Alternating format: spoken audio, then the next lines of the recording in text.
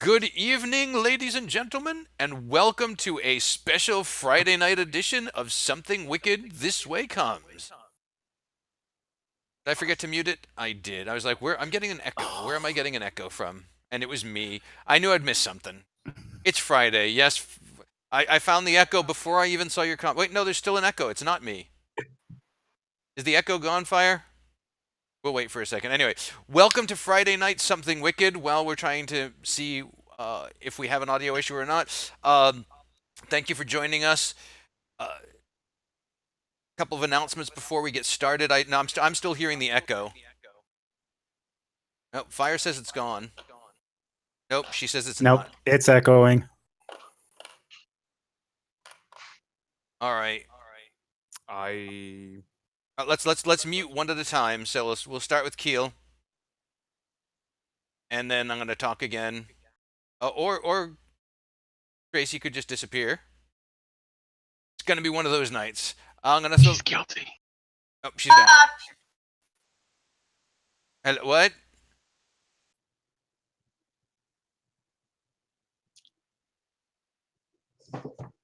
I'm the only one that's talking, so it's okay, Fire. Okay, so can I get a couple other people just say hi, just so we can check the audio real quick? hello. Hello, hello. Hi. All right.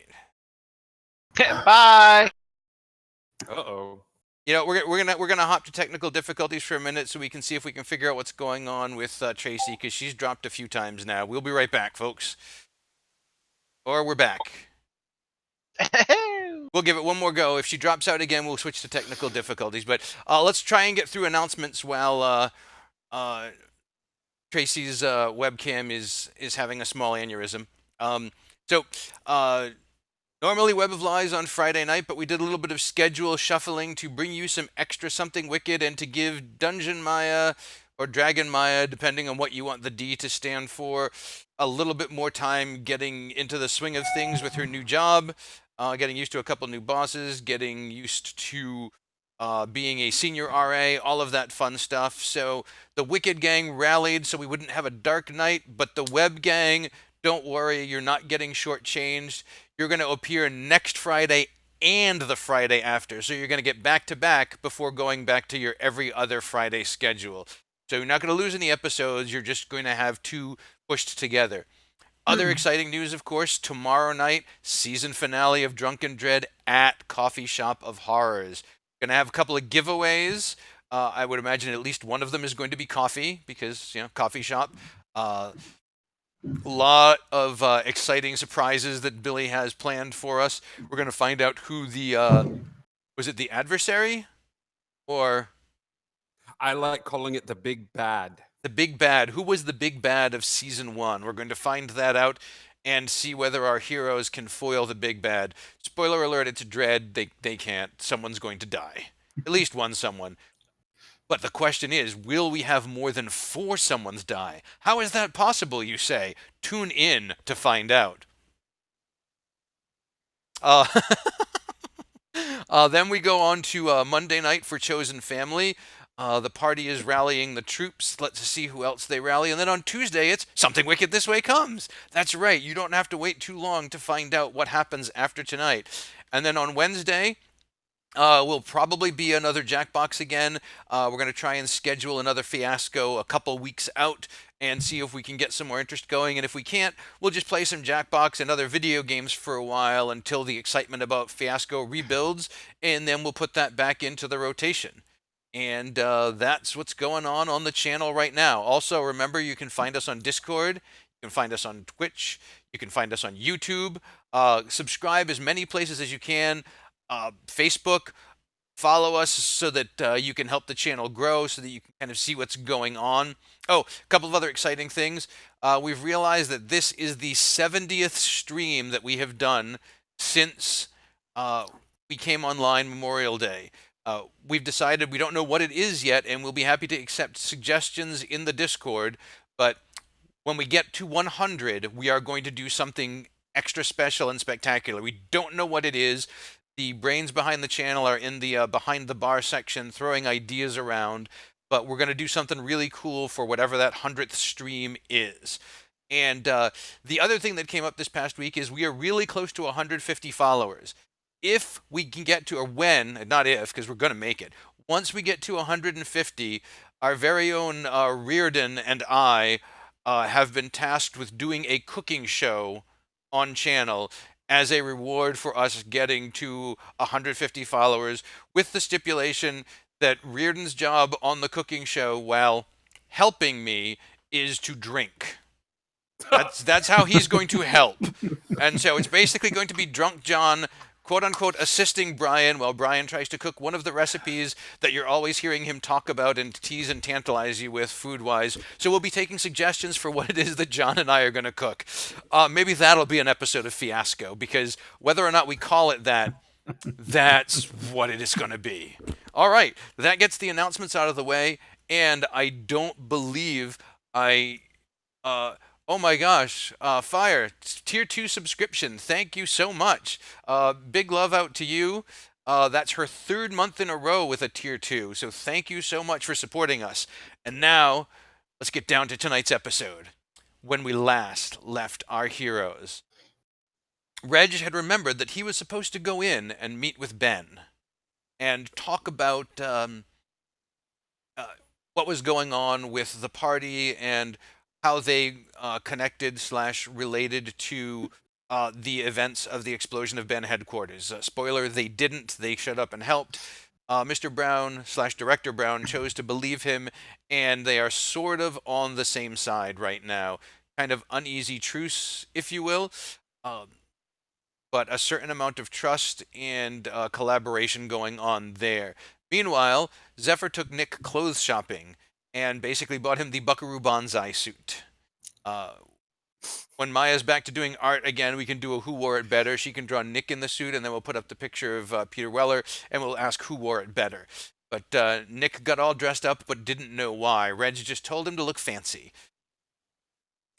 Nick and Reg headed out to an underground magic bar, similar to the Plastered Dragon, except not neutral ground, and with karaoke, wilder drinking, gambling, and pit fighting. So, other than the fact that magical creatures and personages show up there, nothing at all like the Plastered Dragon.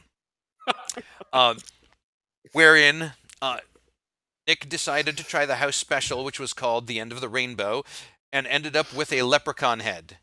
The rest of his body was the same, but his head shrunk to the size and style of a leprechaun's head, complete with cute little green hat, and his voice got very high-pitched and Irish. They watched and bet on some pit fighting, and then Nick was convinced that he would be a good pit fighter. I think it was the booze talking, because he was not a good pit fighter. He got taken out rather quickly, but in a turn of good news, even though he lost, they want him back next week. Because while he lost badly, he was entertaining while doing it. So that was a good thing. Keel and Zephyr were waiting at the house for Zuki after having gone and done some errands and got some good clothes and things and gotten themselves ready. And they waited and waited and waited, and finally, when Zuki still hadn't come down, Zephyr decided to go and check on her. And when she didn't answer, he thought the best course of action was to barge into her room. Tripping her trap and spilling whatever liquid it was that she had rigged to hit whoever was coming into her room all over the place. He sort of cleaned it up, but not great, and then headed out. After which his mom said, "Oh yeah, Zuki left a while ago. She's getting ready at the sorority house with the girls." So Zephyr was scolded for dressing in ratty jeans and a t-shirt and made to dress up because a girl invited him to this party, and he was not going out looking like that. Although Keel was perfectly fine in a t-shirt and jeans. Clearly, Yoon doesn't care how he looks, or felt it would be impolite to talk that way to a guest. Who can say? Strange are the ways of Zephyr's mom. Fast forward to the party, where things got out of hand fast. Zephyr got a bit overwhelmed by Dee Dee and her affections. Zuki got a bit overwhelmed by sweet, sweet alcohol. And when I say sweet, sweet, I don't mean as in like, oh man, sweet. I mean, she went for all of the sugary girl drinks you could get. And got absolutely blitzed, almost to the point of blackout drunk. But she made her con saves, and so she didn't throw up or pass out. Which led to her making great decisions, like grinding with a strange boy on the dance floor and following him to a dark corner for a makeout session, which turned out to be uh, nearly fatal because he was a vampire. But she managed to survive that and then charm him, brought him over to Keel, who decked him, and then Brittany staked him. Then the band took a break. Meanwhile, Keel was absolutely murdering it at beer pong and was quickly becoming a local legend at the party, doing various trick shots, no-look shots, and things like that. And Brittany convinced her boyfriend Zephyr to go and do a song or two. For some That would reason, be Dee Dee. I'm sorry, Dee Dee. Yes, Dee Dee convinced her boyfriend Zephyr. For some reason, this rubbed Zuki the wrong way, and Zuki picked a fight with Dee Dee over the fact that Zephyr was not her boyfriend. The confrontation turned physical, and Zuki ended up on the floor because Dee Dee was sober and had a shield, and Zuki was trying to fight just with her fists. Zephyr chose sides in the fight and did not dance with the girl that brung him, and announced to Dee Dee while standing in front of a hot mic that he didn't like her that way, essentially breaking up with the girl that invited him to the party in the most public way he possibly could, and then announcing that he liked Zuki. Zuki.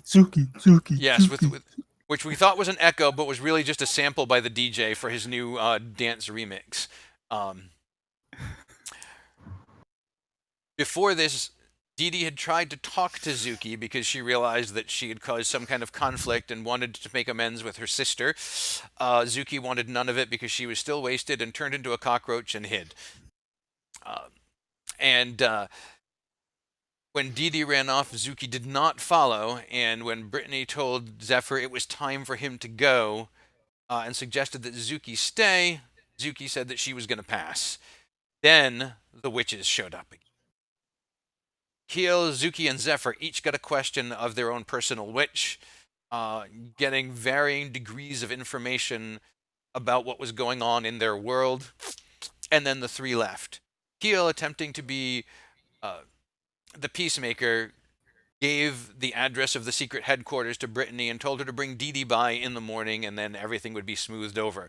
The party headed back to headquarters, and Zuki, magically sobered up so she could think enough to talk to the witches, came to find her room vandalized.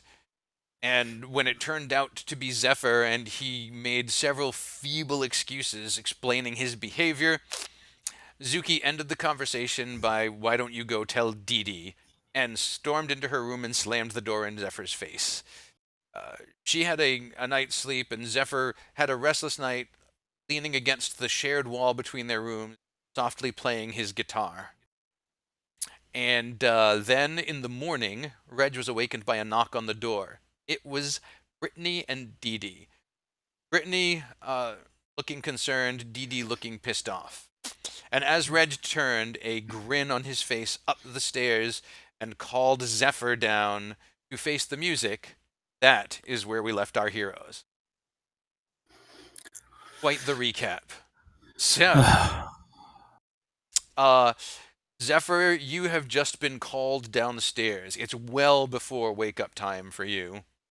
And now, you did he not even sleep well. wake me up? He woke me up to calm me down, is what you're telling me. Yeah, I'm saying, he didn't come up and wake you like yesterday. He just shouted upstairs. Well, I opened my door and kind of poked my head around and looked downstairs with a questioning look on my eyes, trying to rub some of the sleep out. And what? Oh, it's your girlfriend. She's at the door. Whoa, huh? Dee Dee, And- your girlfriend. I think Zuki just literally left. She heard girlfriend, and now the question was whether she. Now, what would have been really funny is if somehow she had managed to walk into Zephyr's frame and like started another fight. That would have been hilarious. But It's causing with great echo. yes. So I'm standing there in complete shock and disbelief. I'm so sorry. Do you want me to send her to your room? I could always go, like, let them in, and then I could send her upstairs. I can go get your mum. Would she like to entertain the girl? Yoon comes in from the kitchen. You get downstairs right now. You have company here to see you. I did not raise you to be rude like this. Reginald, please show our guests in. I will prepare some coffee and some breakfast for them. That would be lovely. I'm happy to entertain them in the sitting room for just a second. So I will go ahead and open the door. Okay. Hello, ladies. Reg. Hi. Please come in. Come in. Coffee is on the way. If you'd like to join me in the sort of sitting room area while everyone sort of gets dressed and ready for your surprise visit. It shouldn't be a surprise. I mean, Keel told us to come by. Oh, well, I say surprise, but I mean a surprise to me. You know, Keel was so excited after his visit last night, it probably just slipped his mind. So, yeah. Well, I'm currently inside my room, kind of slowly pounding my head against the door, and that's just where I'm at right now. And I'm looking out the window, see how far of a drop it is. I mean, it's a pretty tall house, and you have a rear facing window, so you have one of those houses where the basement opens into the yard in the back, so it would be a 2-story drop. Girls, if you would excuse me, I'm sure the guests will be here. Do you take anything in your coffee? Do any of you drink tea? No, coffee for me and for Dee Dee, milk and sugar. Yes. I'll take care of it, Reg. You go and see what is going on upstairs. Sure. I mean, I can do that. I was actually hoping, if you wouldn't mind, if I take a little walk, really quickly. Certainly, if you must, I will go up, and after I get the coffee, I will see what is keeping them. Thank you, dear. And I will go into the kitchen. And Okay. I will whistle a song as I prepare my cup of coffee, and I prepare a second cup of coffee, and I pour like an ungodly amount of sugar into the coffee, and then I go out the back door and go to where the windows are that lead up to Zephyr and sort of Zuki's side of the house, And wait. just stand leaning against a tree. All right, Keel. You and Nick are in the basement in your the unfinished sleeping quarters, but there's beds there. You've got framing and stuff, so it's almost done, but it's probably gonna need a couple more days. And you can hear the shouting from upstairs. Sweet. The door wasn't for me. I don't really care who's at the door. I'm actually going to be. Is there a library in the house that I know of? Not that you know of, no. Okay. There's Well, definitely not one downstairs. If there was one upstairs, it would probably be Dad's library, and you wouldn't be able to just walk into it. right. I'm going to go and see if Yoon's up and ask her permission to enter the library. Okay, Nick, you actually give me a Constitution save, Nick. Am I even conscious? We'll find out. Not with a nat 1. Yo, Keel, as you're getting out, you look, and Nick is just lying like face down, spread eagle on his bed with his face buried in the pillow. And you watch for a minute, and you become concerned, and so you go over and you check, but he is breathing. It just, you weren't sure whether or not he was, and you kind of turn his head sideways so he's not suffocating himself with the pillow, and then leave him be before heading upstairs. Zuki? I've heard everything that's going on. At this point, I've established that she's at the door. Yeah. I turn into a cat and jump out the window. Reg, you see Zuki's window open and a cat leaps down. Yep. Oh dear God! What is a cat doing jumping out the window? What a crazy random happenstance! I run around towards the front door so he can't catch me. I have coffee with lots of sugar. I hesitate for just a minute and then keep running towards the front. Don't run away from your problems, Zuki. Zuki. So I'm going to go and like, if they're talking at the door, I'm going to just kind of wind around their legs, but not actually come into contact with Dee Dee because, Yeah. and then, but just kind of listening in with what's going on and be just like a cat that's just Okay. wandering around. Yeah. Okay. And they're let in the house. Well, darn it. I'm going to walk in the house as a Okay. cat. Very good. Let's see what And it does. they go into the sitting room, and Yoon is giving them coffee. I will come back around to the front door and Mhm. open it up, and so the cat's sort of intertwining their legs. Well, now they're sitting. So, are you like sitting at one of their feet? Are you like sitting in Brittany's lap? What are you I'm doing? gonna do that. No, God, no. No, I'm just going to be kind of walking around the room. Zephyr now has a cat as far as I'm concerned. Like, as long as he goes along with this, she doesn't know he doesn't have a cat. It's The only person who's aware of what's going on here is Zephyr. and Yoon probably knows that there's not a cat, but Well, that's true too, but we'll see what she does. and I'll come up with a plan B when I need a plan B. I Right now, know. I'm just thinking, would Zephyr be quick enough, especially at this hour, to go along? So we'll see how he plays it. But all right, so you overhear them talking about Zephyr, about you, at separate conversations. The stuff about Zephyr is not particularly complimentary, and Brittany's trying to calm Dee Dee down, but the thing Dee Dee seems most concerned about is that she upset you and making things right with you. And she doesn't sound like she's mad at you or anything. She sounds like she feels badly. And so that's the kind of stuff that you overhear. Zephyr, do you come down? Yeah, I'm gonna try to make myself halfway presentable in a Zephyr-esque sort of way. I'm gonna have my black T-shirt on, the one that says "Eat, Sleep, Guitar, Repeat" on it. as he And, walks in the room, I'm going to go to an inconspicuous place in the room. Okay. Do I notice the cat in the room? Give me a perception check. Let's see. That would be 17 plus 4, 21. Give me a stealth check, Kat. Because you said you were Ooh. trying to go to an inconspicuous place. So Yes. 15. you do notice the cat. And Reg, you definitely noticed the cat because... Oh, I know. I would like to start sneaking my way behind the cat so I can pick it up and start petting it. Okay.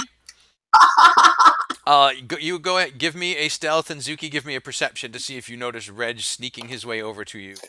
Oh, thank you, baby. Nat 20. Oh, damn it. You see Reg kind of... Wait. Okay. It's her perception or her stealth? Her perception. Perception.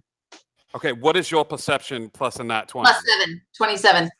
Yeah, damn it. So you see Reg sidling over you, kind of like trying inconspicuously to sneak up on you. You know what? I'm going to go with it. Okay. Go ahead.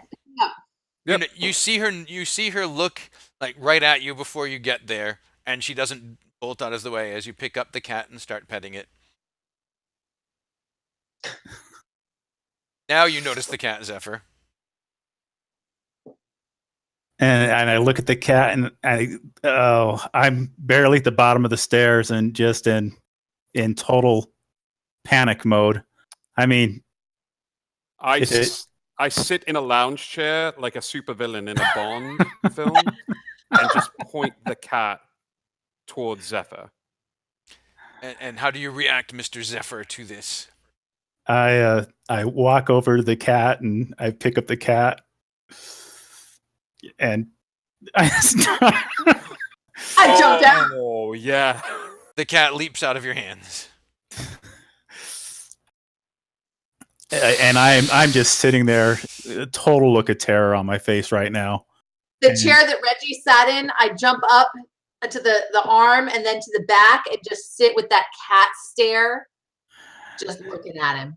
And I'm still doing this, even though the cat's not there anymore. Yes, you are.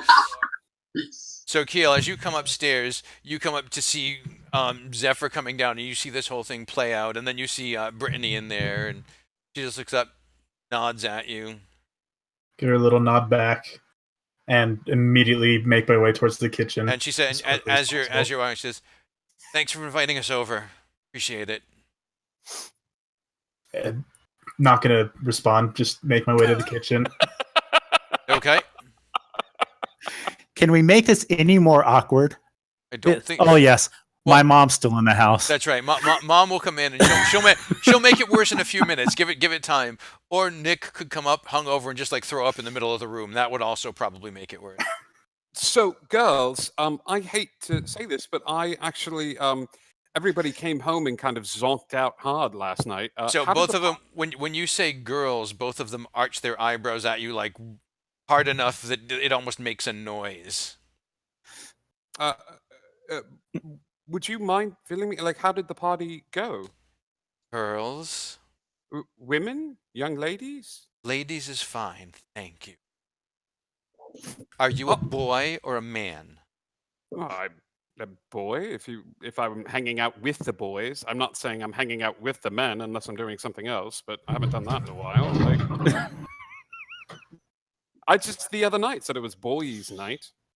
I've never heard sorority women. I've heard sorority girls. I Yes. apologize if I overstepped. What was your question again? Oh, how was the party? An unmitigated disaster. Oh no, what happened? Come here, kitty. Do you let him pick you up again? No, not unless he forces the issue. I'm going to move away. Just sit on the back of the seat. So Kitty. sorry. She's so temperamental. Ugh, barely have a house trained.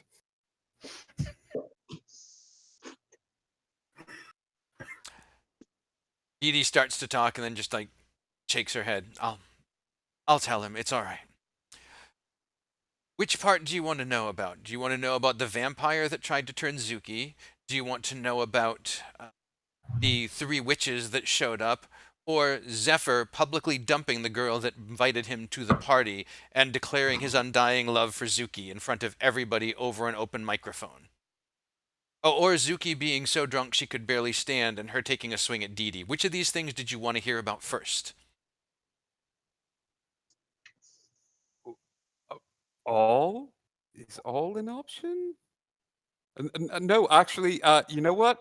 I feel like it's a sore subject, and I can glean details from the rest of the book men and Zuki when I see her. So, yes, no, let's not rehash old sort of wounds and things like that. So, thank you. Well, everyone's Brittany- alive. Brittany glances over at the cat and says, "Yeah, when you see her." Her, the cat. No, when you see Zuki, I mean.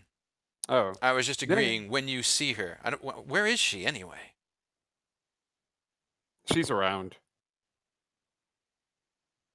She's really the Not- reason we stopped by. She and Dee Dee need to talk. I mean, not that it's not nice to see you, Zephyr. I mean, it's not, but that's not really relevant here. I turn around and I just head back upstairs. Yoon is coming down. Yoon comes out of the kitchen with a tray. Where do you think you're going?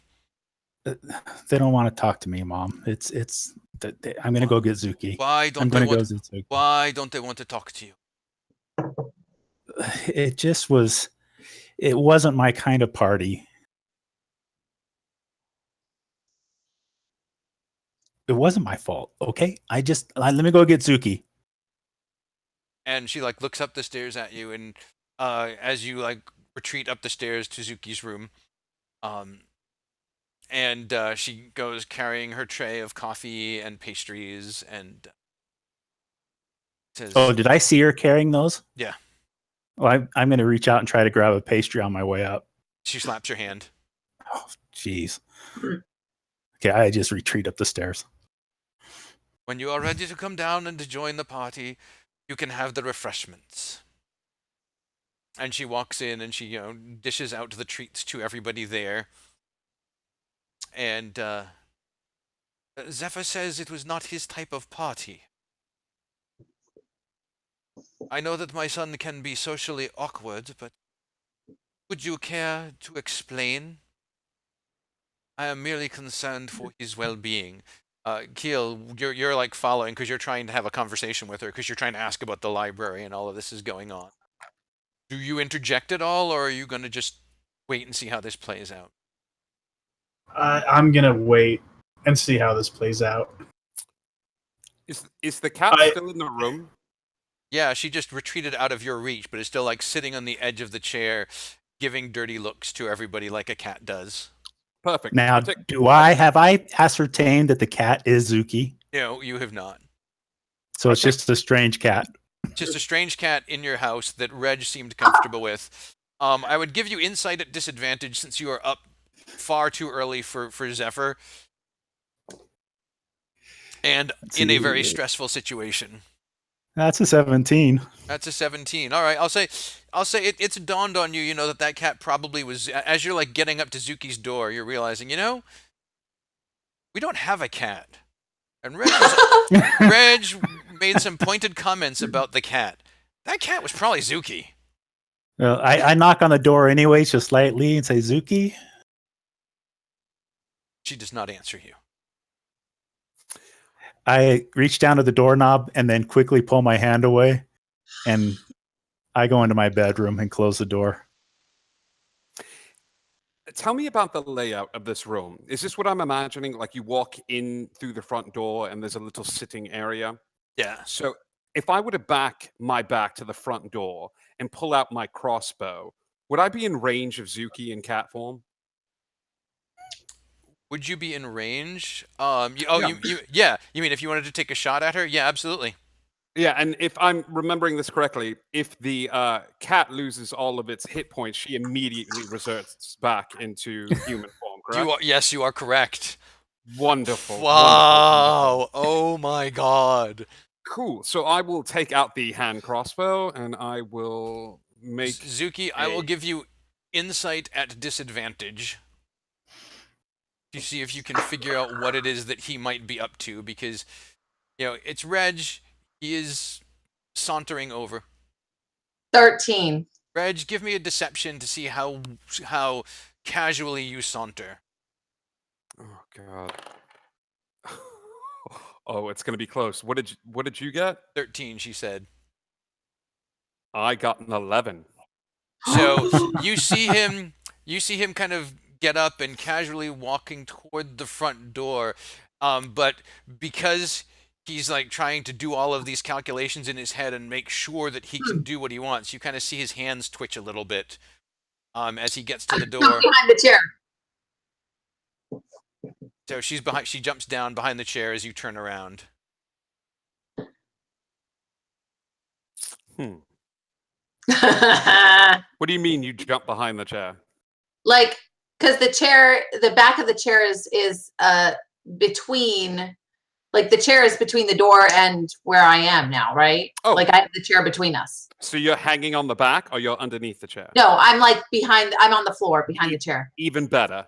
Perfect. Okay. All right. And so Yoon is having a conversation with Brittany and Dee Dee to try and understand what they mean, what Zephyr could have meant by it's not his kind of party. And Brittany basically says that he seemed like he was having a pretty good time until he humiliated Dee Dee in front of everybody.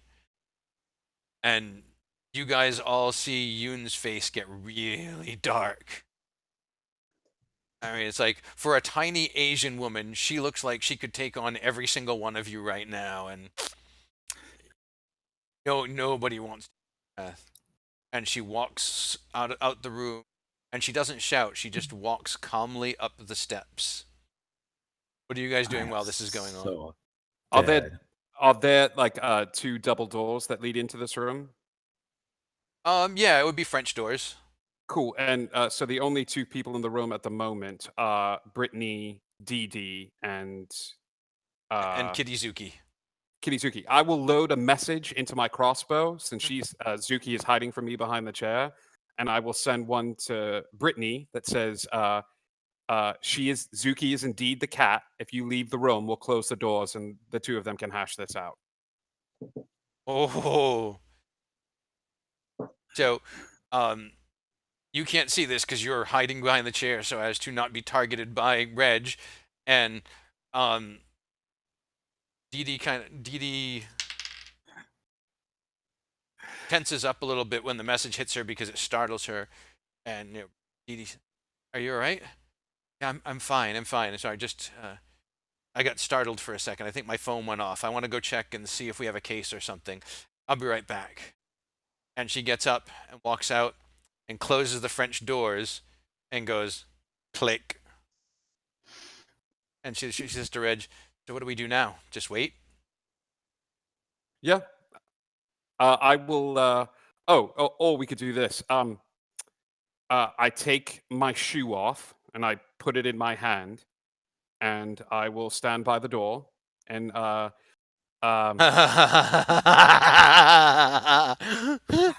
and I will say, "Zuki, Dee Dee would like to speak to you. She's fully aware that you are the cat in the room, standing by the door, and I will smash you if you cockroach out. So get this over with so we can continue on with our day. I believe you have a meeting with someone coming up fairly soon. So let's just knock this out, please." Oh, I wish I want to clip this moment. Just the I crawl up into the chair. I wild shape out of cat form with my arms crossed, looking at Dee Dee with a scowl on my face. And and hardly tell the cat is gone, right, Brittany? maybe we should Can I be give them some privacy and just go over to the dining room or something. You can go to the dining room. I'm standing by the doors with my shoes, but I'll back up so they can't see me. Well, if you're not going to leave, I'm not going to. Zeph, what do you do? What did you want to know? when I get up to the room, I'm actually pulling my phone out and I'm texting Dee Dee. Okay. And I'm sorry. It was all so overwhelming, and I've liked Zuki since what seems forever, and you showed up, and I just got so confused, and you're forever, the 9 nicest, days, forever. nicest girl that could ever be. I'm sorry. It's not you, it's had no me. intention. I had no intention of hurting you, and I'm working on this. Probably about the same time Mom's walking up the stairs. Yeah, you're like you're texting. You hear a very soft knock on the door. Not quite finished with my note. I go over and open the door. You see And just a very tiny, very compressed and yet stormy-looking mom standing there looking up at you. I very familiar with this look. I'm open the doors. I take a couple steps back and Mom, and in my eloquent way, And she's just got her arms crossed and she's just looking and waiting. it You get the eyebrow. I need to finish this real quick, and I try to finish the rest of my text, and then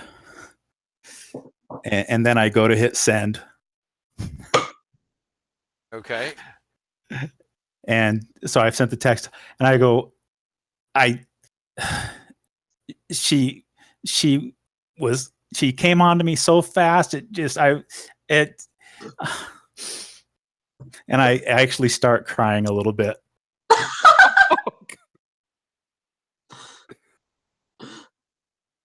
You can And I'm just sitting there with very unmanly tears. you can be sad if you want. You can be mad if you want. You cannot treat this girl disrespectfully. You will Mom, I go- wasn't trying to treat her disrespectfully. It does not matter what you were trying to do. It only matters what you did. Do you feel your actions were disrespectful?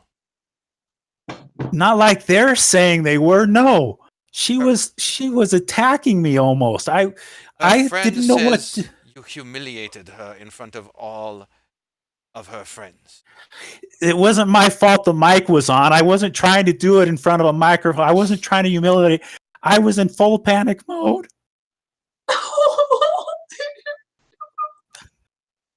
So you do not know what a microphone does.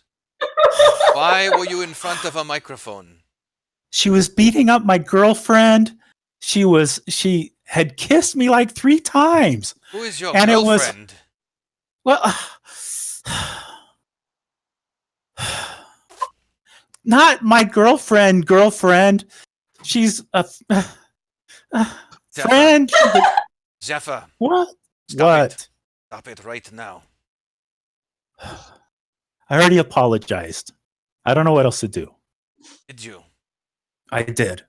Look. When? I When you the show her text. the text? She sits there as she's reading the text. If it's possible, she gets angrier. You've only seen her go to this level of anger a few times in your life. And And I'm she in just- total fear mode right now. In fact, I may have peed myself a little bit just now. She hands you the phone back, and she says she just looks at you and just very quietly says, "Stairs now," and she turns and walks away. Okay, I'm getting. I was going to say trying to get my composure back, but that's so far gone right now. I'm just taking a few deep breaths at the moment. Yeah, speaking of being humiliated in front of all your friends, that's kind of what mom's doing, but moms do that. That's their job. So Yep, and I and she again is so look over good at my it. window, and I'm weighing. I'm really weighing it out of my mind. Meanwhile, Zuki and Didi are both sitting with their arms crossed opposite each other, just staring. Didi's, you guys both, it's so quiet in the room that you can both hear Didi's phone vibrate, but she doesn't look down at it. Damn it. What? Need to talk, okay? Oh my gosh, really? Okay, what do you want to talk about? What happened last night?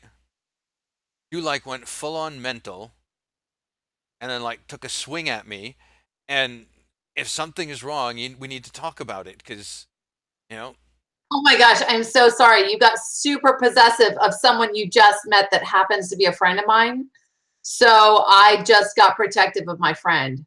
I'm so sorry that you can't handle just being a little bit chill with somebody you just met like the night before practically. So there are better ways to communicate that, don't you think? I think I communicated it very effectively.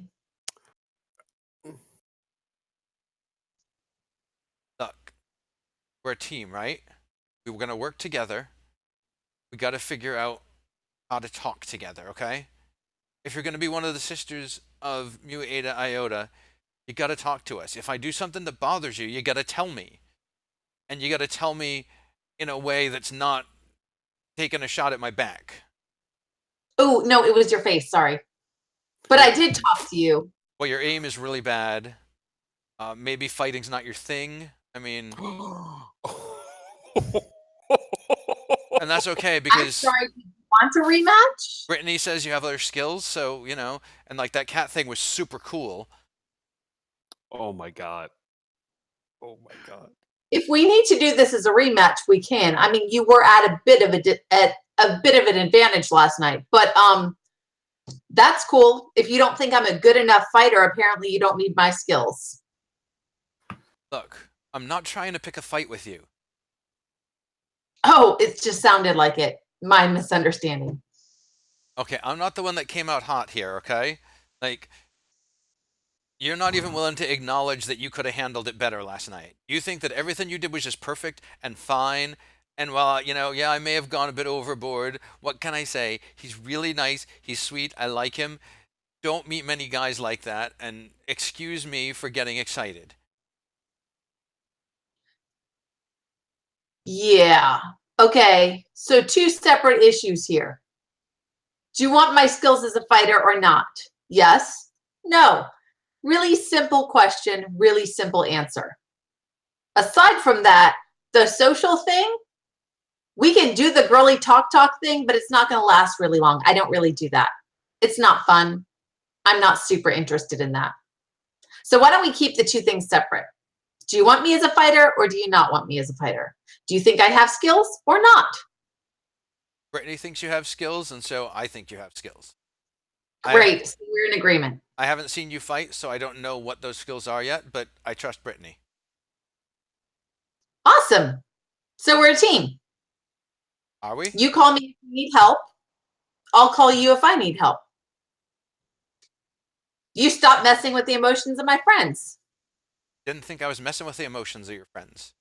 I invited into Oh, a I'm party. sorry. You were trying to seduce him after meeting him like the day before. So perhaps you should just chill out a little bit and back off. Says the girl who disappeared into a dark corner with a guy and made out with him at the party. I punched him in the face. He was a vampire. Yeah, but that's not what you did first, is it? Yeah, maybe I was just luring him in. Go You ahead. don't know my technique. Go ahead, give me a deception check on that. That would be an 8 plus 4. Yeah. 12. She says, yeah, and maybe you were just so drunk you had no idea what you were doing. Maybe. You can't prove any of it. Whatever. Don't need to prove it. That's not the point. The point Is it? What? What? Look, the point is, teams are built on trust, okay? So I can trust you to make the better choices with my friends? The kinder, better, more responsible choices with my friends? Hey, if Zephyr didn't want to come to the party with me, he could have said that he wasn't interested. He responded to all of my advances. I thought he was interested, okay? That's not my fault that he didn't tell me he wasn't. If he had told me he wasn't, I would have backed off. Ooh, I believe he did tell you. So there's that. Yeah, like he told me by announcing it into a microphone in front of everybody at the party, after showing up, after dancing with me, after singing a song after I asked him to. To Yeah, be fair, you attacked him with your face like 3 times. So it was twice, and it's called a kiss. I believe you know what it is because I saw you doing it too.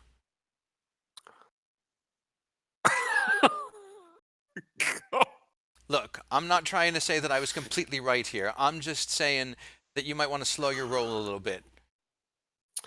oh, sure. Yeah. Okay. So are we going to fight together or not fight together? Because it sounds like you're making the calls here on this. No one person makes the calls, but like I said, we're a team. If the leaders discover that someone is not working well with others, then they're out. Ooh, is that a threat? No, it's not a threat. It's an explanation of how things are, okay? All right. Well, it sounds like things are going to work out perfectly fine because he's not interested in you. So this isn't going to be an issue again, right? Yeah, but he's like super interested in you. And I'm sure you're Whatever. I'm sure you're That's not not messing with what his we're talking emotion. I'm sure you're not messing with his emotions because you would never screw with anyone's emotions or feelings, right? You have nothing to do with me or any of my friends. So I think you just need to stay out of that whole side of things.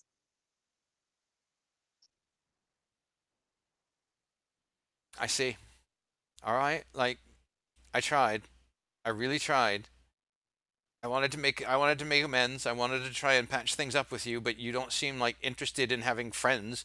You just want like allies that you can just call on when you're in trouble, or Oh no, we're really good when it comes to the fighting thing. I just get kind of protective of my friends, and it felt to me like you were kind of throwing yourself at him, and he expressed to you that he wasn't interested. So as long as you're good with respecting his wishes, then I don't think we have a problem. and you just can't get it into your head that like he didn't express it until like after you attacked me and he decided to come to your defense and announce it over a microphone at a party full of all of my friends. You don't see anything Well, wrong with that. He didn't it sounds express like it. you've got an issue with him that you may or may not want to address, but it sounds like you don't have an issue with me. You don't think so, do you? All right, I tried.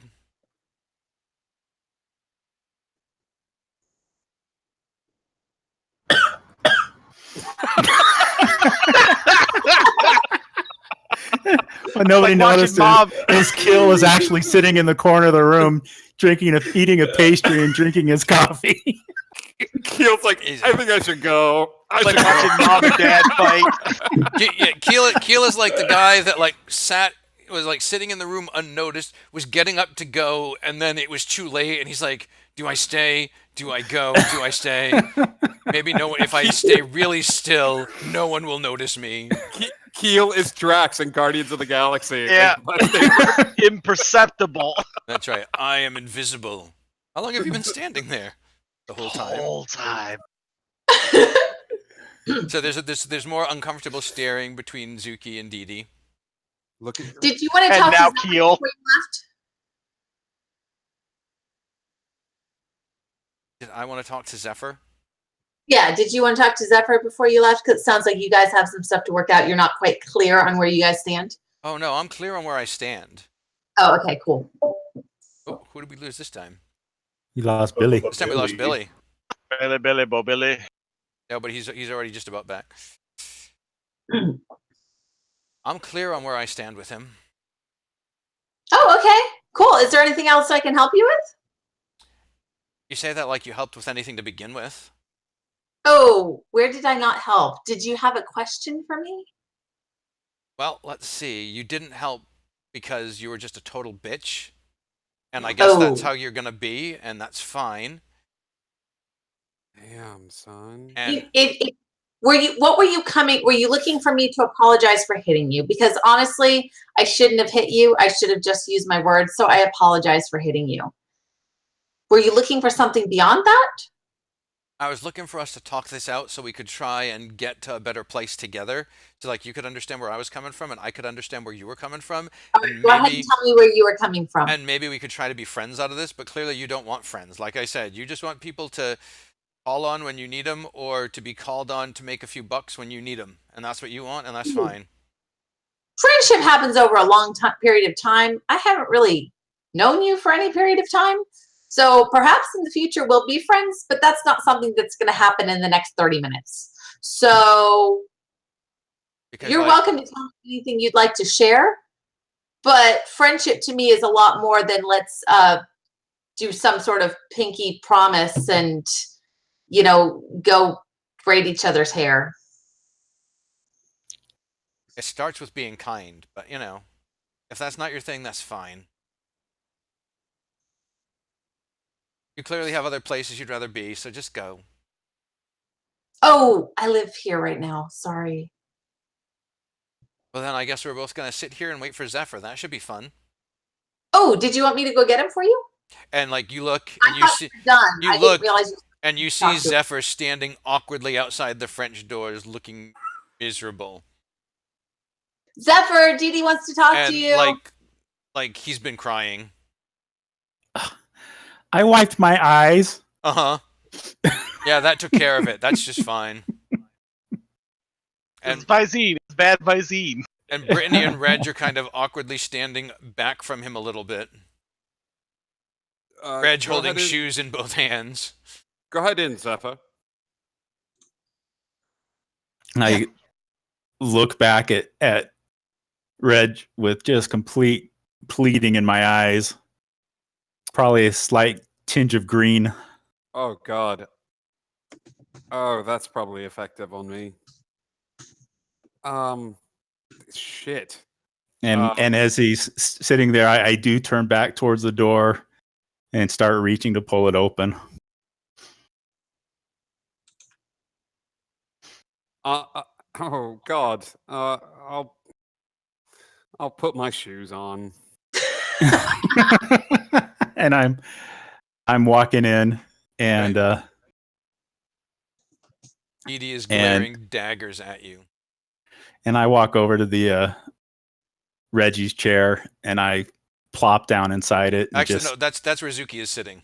Oh, then I plop right on Zuki's lap, and I just I'm kidding. So, is there an available chair anywhere? Yeah, there's another chair. Not next to Dee Dee. Yeah, you could find a chair not next to Dee Dee. I start waving and try to get Zephyr's attention. His back is to you at the moment. Yeah, I don't know that. So I go and walk over towards that other chair, and Once he sits, he'll see. Once he sits, he'll see you waving. Yeah. Turn around and plop into the chair and have I'm a sorry, glance and do see. you want some privacy? Because I can go. And I look, my eyes had probably gone 3 times as wide as they have ever been. And no, you're fine. And then Yoon appears as if magically out of nowhere. No, Zuki dear, I think that what Zephyr has to do, he should do by himself. Come along. And I have sunk about at least 30 inches into my chair. I follow her out and I grab a delicious sweet pastry on the way.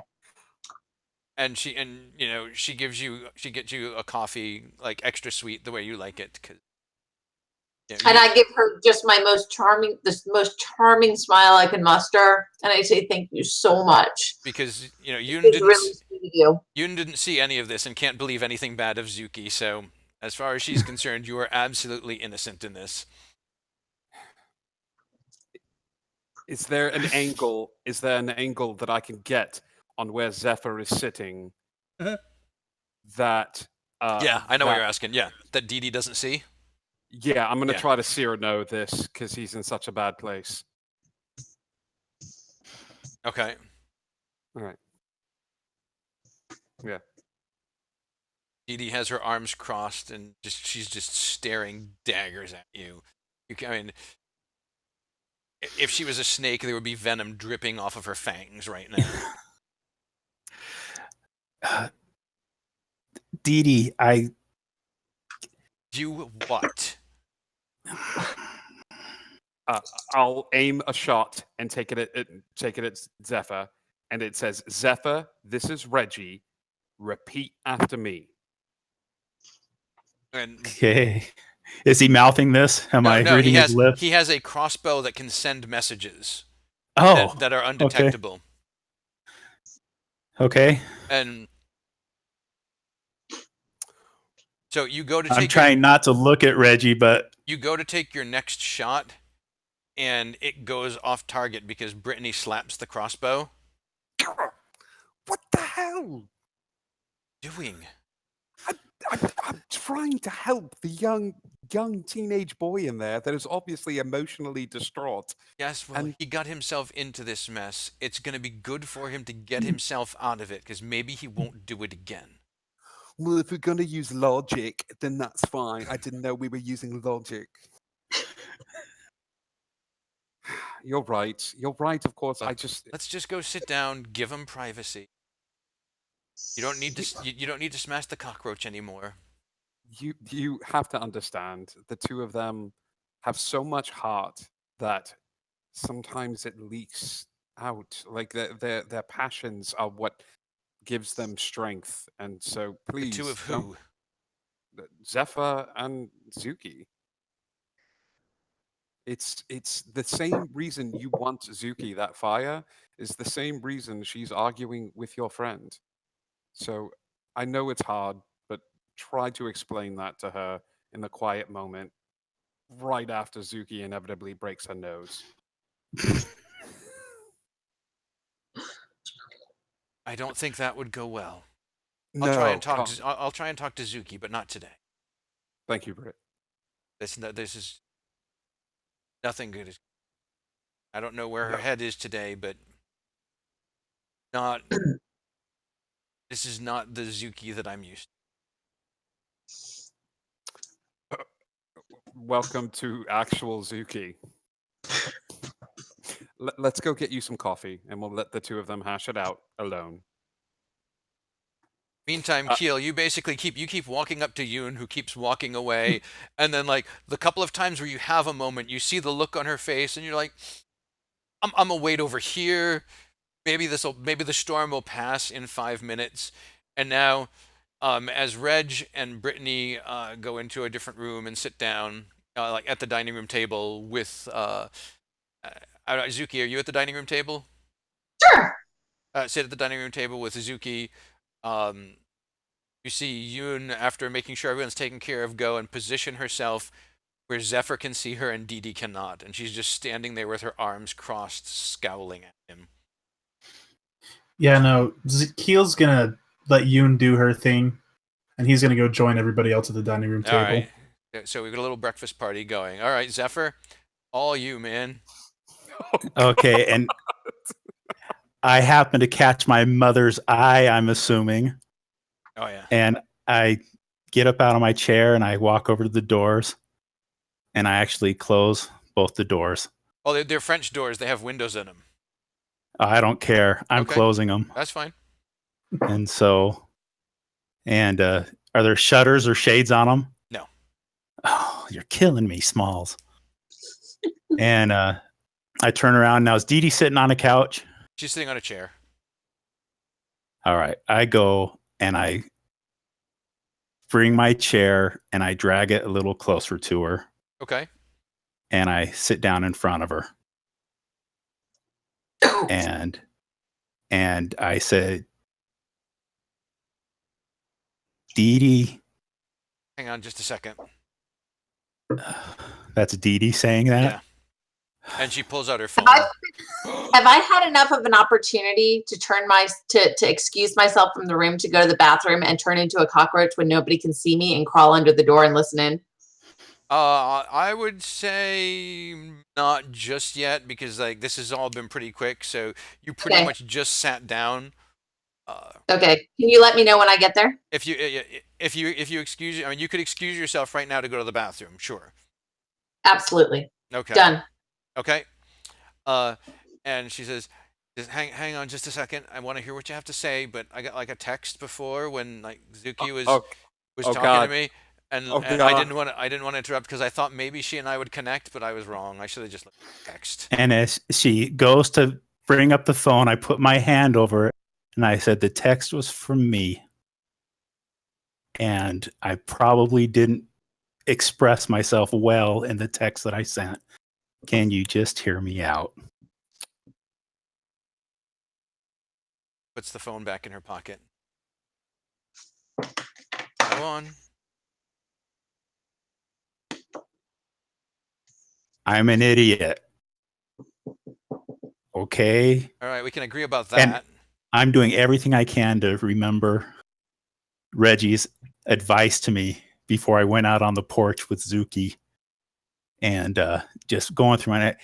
And I was wrong, and I'm sorry. It was not my intention to hurt you. Girl, you came on like a wrecking ball. I tell you what. And you are a beautiful, energetic, amazing. Stop, just stop. Don't. I don't want to hear about how great I am. And that But you are. I don't want and to. I just don't. I'm sorry. She clenches her jaw for a second as you keep going. Look, you weren't interested. You should have just said you weren't interested. I would have backed off. But you responded, and so I thought you were interested. Which I can understand. I've never done this before. Yeah, well, that's obvious. Yeah, I've never done it before. I'm sorry. Girl, you scared me to death. It was kind of an exciting scare. No one's ever paid me attention. It's been it's just been me. Zuki, you're in the room as a cockroach now. And and it's I never knew how to do this stuff. My mom put me in ballet, for goodness sakes. I mean, it's What's wrong with that? I'm not saying there's anything wrong with it. How many guy friends do you think I've had? How many girlfriends do you think I've had? Nobody's ever paid any attention to me other than to pity me. And next thing I know, all this is going on. Yeah, I'm sorry. I was wrong. I didn't mean to embarrass you in front of your friends. I didn't even realize the mic was sitting next to me. You were just like When I- singing into it. Where did you think it went? No, that's not what I'm saying. I didn't think. I thought I was talking to you. I got lost, okay? I'm sorry. I was wrong. Yeah, well now, like, because of all that, because you didn't have the balls to just say, hey, look, I'm not ready for this. Now, Zuki hates me. We're probably not going to ever work together well. You know, you may have screwed up a friendship there, so thanks. Hey, you know what? I'm not saying she's my friend. I'm not saying she was my friend, but I would have liked her to be my friend, and now I don't think that's ever going to happen because she got like If you all... want to keep on with this, then yeah, I probably never will. You're not completely innocent of what's happened here, Okay, but like, I do take okay, full like, how do you- responsibility how for do you my figure? actions. No, how do you figure I'm not like innocent here? Well, I've never been approached in the way you approached me. You were very aggressive. I should have, maybe I should have had the balls. But guess what? Maybe you should be a little more understanding of other people. I thought I was pretty understanding. I asked if you wanted to go to the party. I like talked to you a bunch beforehand, and like you seemed really enthusiastic and really interested. And every time you asked, I asked if it was okay if I could bring Zuki and Kill with me. And you were okay with that. I've surrounded myself with my friends because that's the only thing I know how to really do. And that's because these are the first people that have ever believed in me. And frankly, hell, if you don't ever believe me, if you don't ever care, if this like, puts you you think off I me, didn't- that's fine. Do you think but like I don't- didn't believe in you? Like I wasn't interested? Why would, if I thought you were a loser, if I thought you were someone to be pitied, why would I ask you to the party? You think I can't It doesn't really. You You think know I what? can't get guys? I liked you. It had enough. It's not got nothing, absolutely nothing to do with you at this point. It was all me. I You can just said- admit that. You just said that I was responsible too. You have responsibilities for yourself. I'm taking responsibility for myself. You came on overly strong. You obviously, I don't know if you just couldn't recognize somebody that was completely awkward. Okay, I said it. I'm completely awkward. And I thought that was adorable. Now, Yeah. And you came on very strong with it. And frankly, you scared the hell out of me. and if you were so into Zuki, you should have said something. Why do you think I invited her to the stupid party? When a girl invites you to a party and like you invite another girl, the girl is going to assume that you're inviting that other person as a friend, not as your date. Did it And- look like she was my date? No, it sure didn't, which makes it that much more confusing. If you had feelings for her like that, you shouldn't have accepted the invitation or said, I'm cool to go, but let's just go as friends. And how am I supposed to say, I don't know how to do that? I never knew how to do that. I just showed you how to do it. You just say it. I know. And now I know how to do it. Next time when you do it, I'll do it. I'm learning this thing as I go along. I didn't even have a friend 2 weeks ago. And all of a sudden everybody wants to be my friend. Wait, like you didn't even know her 2 weeks ago? No, I didn't know her 2 weeks ago. I'm getting lectured by her about how it takes time to build a friendship, and this is less than 2 weeks. I tell you what, after she saves your life and you save her life, then you come and talk to me again, all right? Who was at that church fighting the cultists outside? Who was inside getting beat down and getting each other's backs and working together? We were all working We together, didn't- I thought. I know we didn't see you on the inside. That has nothing to do with You what just we've said- got currently going You on. just said, like, you know, saving each other's lives and having each other's backs, and, And that's what we you did. didn't save our lives. How do you know? How do you know what those cultists were doing? If you want me to to imagine in my mind what was going out there and keep that in the same level as what was going on in the inside, visual, hand to hand with the blood and the pain and everything that was happening there. You really want me to accept those as equal parts as building relationship? I don't know. That's an Here, honest question. Okay, so like I'll tell you what the cultists were doing, and then like you tell me, like whether or not you think it was a big deal what we did for you. How's that? And that will have what bearing? Whoa, getting some really bad feedback all of a sudden.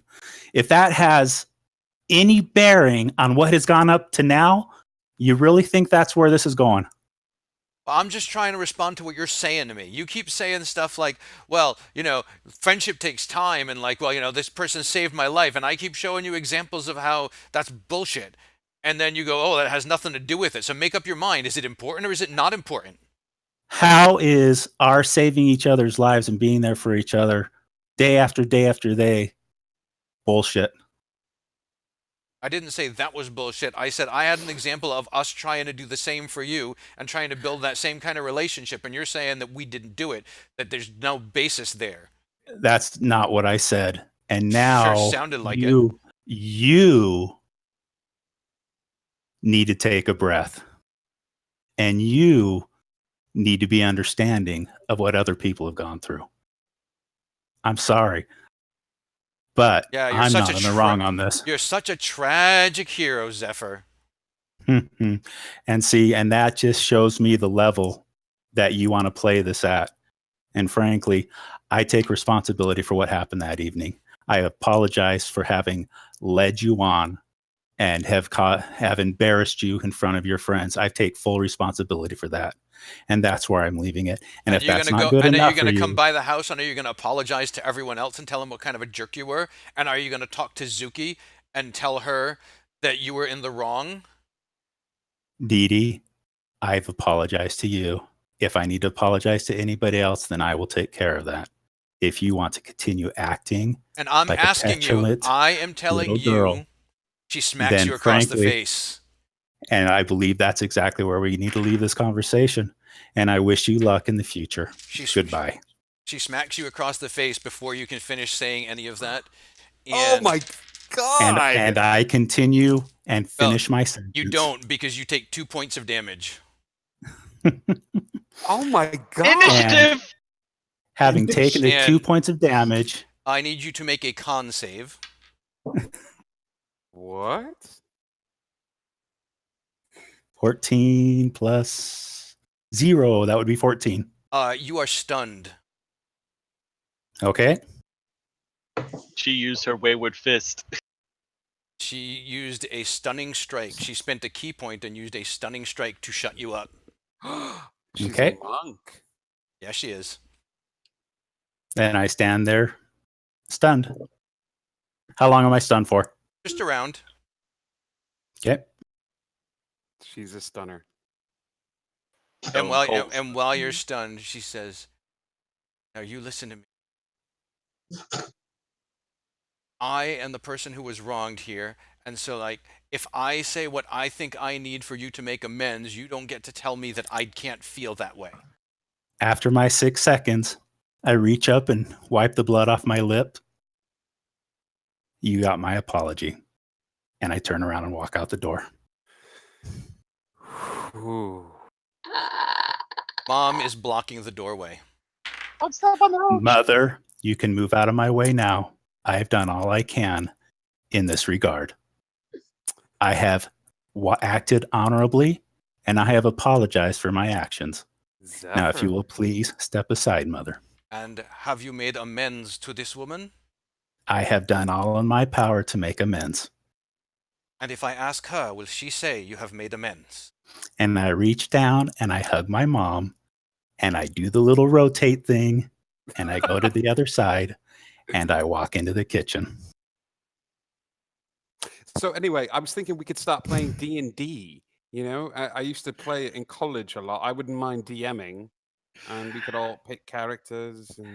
And as Reggie starts speaking, I turn towards him and I nod my head and whisper, "You." And Zuki, you hear crying coming from the chair in the room. And Yoon goes in and starts comforting her.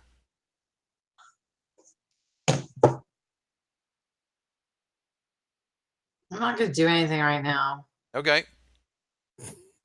Don't change that face. Hold it. Hold it.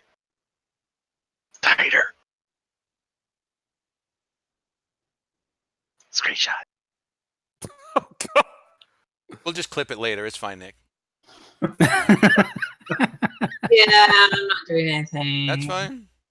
I want to do the girly thing. This is dumb. Live your truth. So mom comes into the dining room looking for Zuki. Where did Zuki go? Oh, God. I knew I should have stood there with my shoes. What do you mean? Brittany, I think this young woman could use her girlfriends. Is very upset. Brittany, we may be taking on some big heavies coming up, which could be a nice little payday for the sorority. So I will keep you abreast of the situation. And then if you want to go comfort her and bring her home, but I will let you know everything that's happening. Well, I'll go see what's going on, but I can't make any promises right now. I completely understand. And she walks in and she goes and comforts Dee Dee for a bit. And Yoon goes into the kitchen where Zephyr is. And you guys hear a tense, whispered conversation. Hey, so now that the heavy stuff is done for today, would you guys like to go see about killing an elemental lord at some point? By the way, Now that- Zuki, so at what point did you leave the room, Zuki? And where? As soon as I've got an out where I know I'm not going to be seen, I'm out of there. All right, go ahead and give me stealth. That did not work. 3 plus like 5, 8. All right. I'm going to say that Dee Dee is not going to notice, but that Brittany might notice as she's coming in. But I will give her disadvantage because it's not something that she's looking for. However, you do see her look right in your direction. Wiggle my antenna and keep going. And the look on her face is one of disappointment.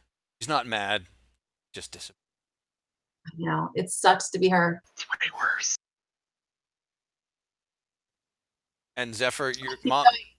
Yeah, and so I imagine you go back to the bathroom, change back, and then come out like you were just in the bathroom for a long time. Sure. Even though nobody's being fooled here, but we'll pretend. Yeah, well, exactly. But you have to keep up with the ruse because And Yeah. Zuki comes back into the dining room. Hey, that was a pretty big poop. It sure was. Thanks, Reggie. Yoon just goes to Zephyr and says, "Your definition of honor and mine are very different. I am disappointed." And she turns and walks away. Love you, Mom. Could someone fill Nicholas and I in on the witches making an appearance at the party? Oh, Sounds like an excellent plan. How about you and me head downstairs? We'll wake up Nick and we'll go over all that. Yeah. right. That would be great. Let's go do that right now. Yeah. So I take Keel and we go over and Nicholas is asleep, right? He's like dead to the world asleep. Oh yeah. I mean, Keel explains to you guys that he had to move his head to make sure he could still breathe. Oh God, Keel, this is an opportunity. What do we do? Well, I mean, I've already prepped a bowl of warm water upstairs. Go get it right now. Yes, we're gonna wake him up. He's gonna pee himself. It's gonna be great. Go Keo get it. rushes back upstairs, tries to avoid eye contact from everybody, grabs the bowl and heads back down. Oh my god, I've never seen this happen in real life. Oh my god, oh my god, oh my god. All right. Okay, so you come back down, and Zuki, Zephyr, what are you guys doing in this particular situation? I'm actually grabbing something to drink out of the fridge. What was that, Zook? Are we left by ourselves in that room? No, mom's still there, right? Oh, mom has come into the dining room with you. Okay, so And it's I'm in like the just kitchen. Zephyr, me, and mom. It's you and mom. What's that? Is Keel still there? No, Keel went downstairs with Reg, and then you see Keel Okay. run upstairs, grab a basin of water, and try really hard not to make eye contact, and just run back out, trying really hard not to spill it as he runs. As he's giggling like a little girl. And Brittany and Dee Dee have left, and you hear before Yun comes in, you hear her apologize on behalf of her household. Oh god. And hugs the girls and sends them on their way. And then she sits back down with you. So I'm just sitting there fairly awkwardly silent right now. I'm not going to leave the room, but I'll just be fairly awkward. I'm going to wait for an opening. Okay.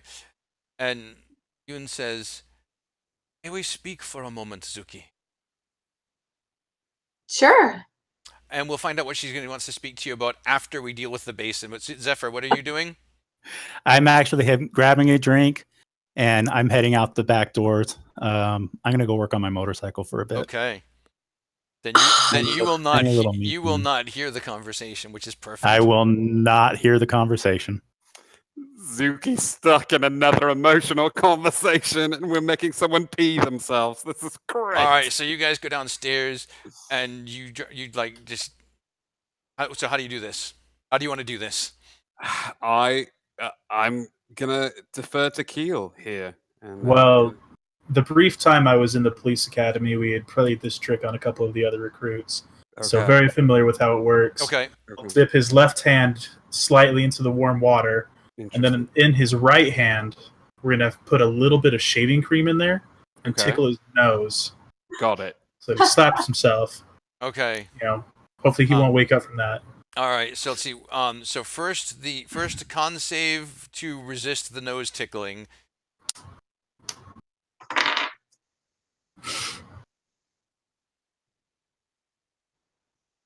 Any additives to that? Also, hold on. It's a Constitution saving throw. So whatever your Constitution save is. 16 plus 2, 18 total. All right. So you are so unconscious that the tickling of your nose doesn't register at all. You're like, dude, this guy is out. And then what's next? And then I need another con save to see whether you pee yourself. Not one. Nope. That's completely the opposite. Nat 20. Oh. I pee your pants.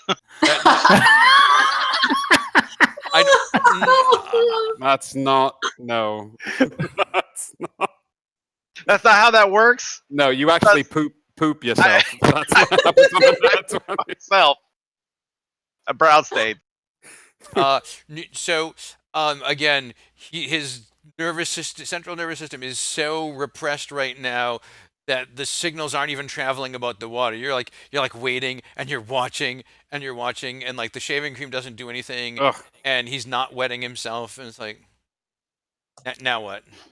This Well, is looks like we need to unsatisfying. solve this ourselves. Just And dump the Keel water grabs on. the basin and dumps it on Nick's crotch. that wakes you up. You wake up as warm water just splashes across your groin. What? You peed yourself. You drank too much last night. Again? Yeah. Sorry, pal. Meantime, in the dining room, Yoon just kind of puts her hand on Zuki's hand and says,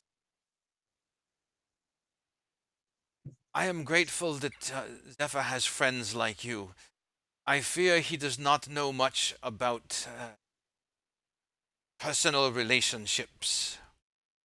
Just as this other girl confused him, I fear you may do the same. I believe he thinks you are his girlfriend. I don't think he thinks that. He But told. he doesn't need to worry about personal relationships. He just needs to be himself. Perhaps you can talk to him because he told me upstairs that he could not be with Dee Dee because you are his girlfriend. What I've known him misrepresentation. for just over a week. He is my friend. But I feel like you would agree with the fact that 9 days is a little long to establish a person being girlfriend and boyfriend. Oh, I agree. As I said, I think he is misguided. And I've tried to be clear, but I've also tried to be gentle. I appreciate it. He is a fragile soul. He has strength in many ways, but in many others, he is like a paper lantern. Thank you for being kind to my boy. You have a good son. Sometimes. No, you have a good son all the time. Sometimes he messes up, but he's still a good son. I am just angry right now. You are probably right. Hopefully one of us calms down. Reaches out to the...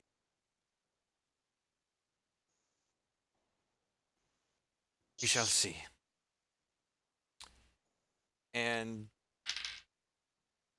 But I sense that I am trapping you here and that you are not comfortable with this conversation. I am sorry. Please forgive me. I will excuse myself. And she bows to you and squeezes your hand and leaves. I'm going to go find out what they're doing, because if we've got like another hour before we leave, I'm going to be taking myself a short rest. Yeah, I think you could manage a short rest in there. All right. Recharge those wild shapes. Oh, yeah. So Because I used up 2 before. I don't even know what time it is, like 9 a.m. you come downstairs and you're standing on the stairs and watching as you see shaving cream on Nick's hand, and you see his hand in a basin of water, and Reg and Keel both staring intently at Nick's crotch. And you're waiting because you're not sure what the hell is going on. This is probably not the kind of thing that Zuki has a lot of experience with. I'm sure she's played other kinds of pranks before, but this is probably not her style. And so you're watching and watching to see, and nothing's happening. And just as you're getting ready to go in because you're like, okay, this is just dumb, Keel takes the basin and dumps it on Nick's crotch. And you're like, oh, I get it now. That was pretty funny. And then you head downstairs to join the laughter. What have you guys done to him? Nothing. Tell us about the witches, please. God, are we done with? Oh, witches! They kind of put us on the spot and wanted to let us ask 3 questions, but we kind of had to right then. So we had to come up with something, and they may not have been the best questions, but we tried. So don't get mad at us, okay? No, I'm not mad. Information is good information. What information did you get? We know the names of the 4 lords of the elements. That's good. And we know that in order to defeat them, we have to seek their flaws. Like there's a unique flaw in each. That's better.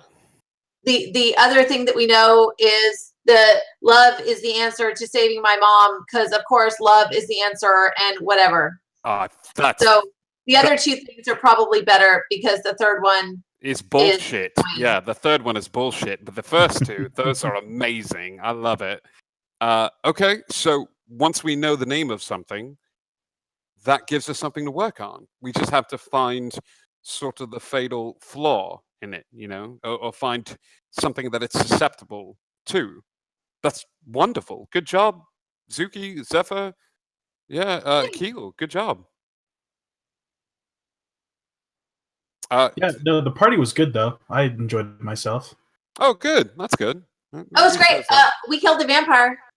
Did you? Yeah. Oh, that's good. I mean, Keel really was the one who killed him, but I was like totally about to do it. He just got Oh. in there before I did. No, you were drunk. I punched the vampire. Brittany killed it. Oh, that's right. Brittany did kill it. I've forgotten a lot.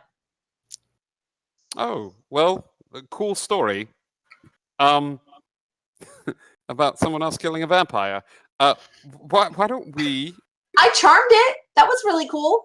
you charmed the vampire? Yeah, Oh, that's something, that I was guess. super charming. Sure. Yeah, no, I can totally see that. Yeah.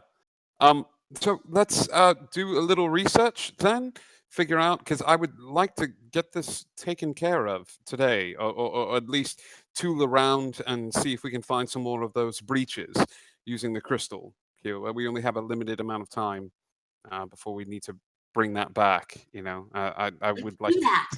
I would like to have an apartment at the end of all this. Have So- an apartment. I do, but I put it up for collateral to get the shiny crystal that helps us with interdimensional breaches.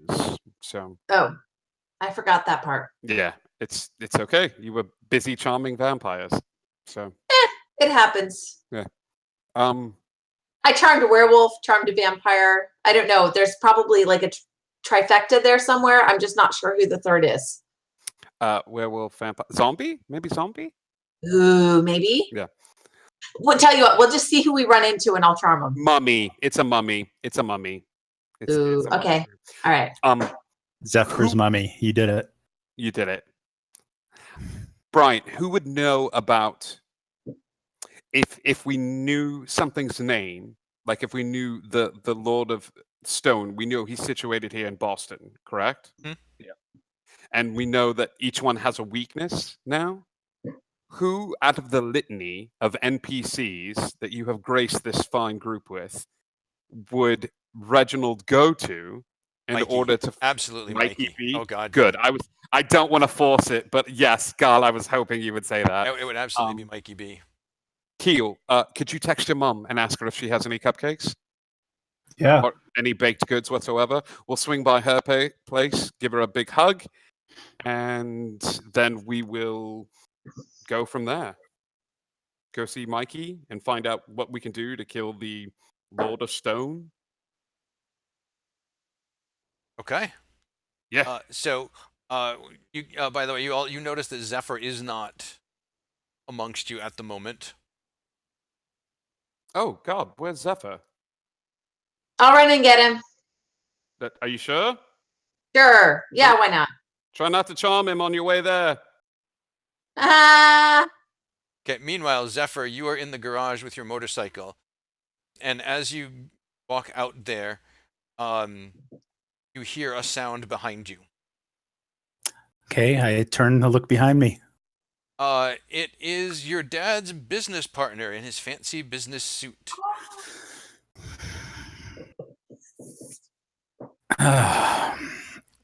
I'm trying to remember. I'm getting the name here. I know I wrote it down somewhere. What was his name? Hello, Mr. Vandermeer. Oh, why, hello, Zephyr, my dear boy. I believe it is time for us to have a conversation. And that is where Oh, we're going to take our break. Ugh. So, what episode would be complete without angst and drama, and then, of course, Mothra? You have to have a little bit of Mothra. It's a special Friday night. We got to fit in all the things that we can. So, we're going to take a 5-minute break or so, and then we're going to come back, and we'll find out what Mothra wants. And what are the odds that Zuki gets out to the garage? I was so happy that you were the one that decided to go and get Zephyr. What are the odds that Mothra is gone before she gets there? We'll solicit some answers in the Discord. I mean, in the Twitch chat while we wait. Okay. We'll see you all in just a couple minutes. Grab a drink, grab a snack. Be back shortly.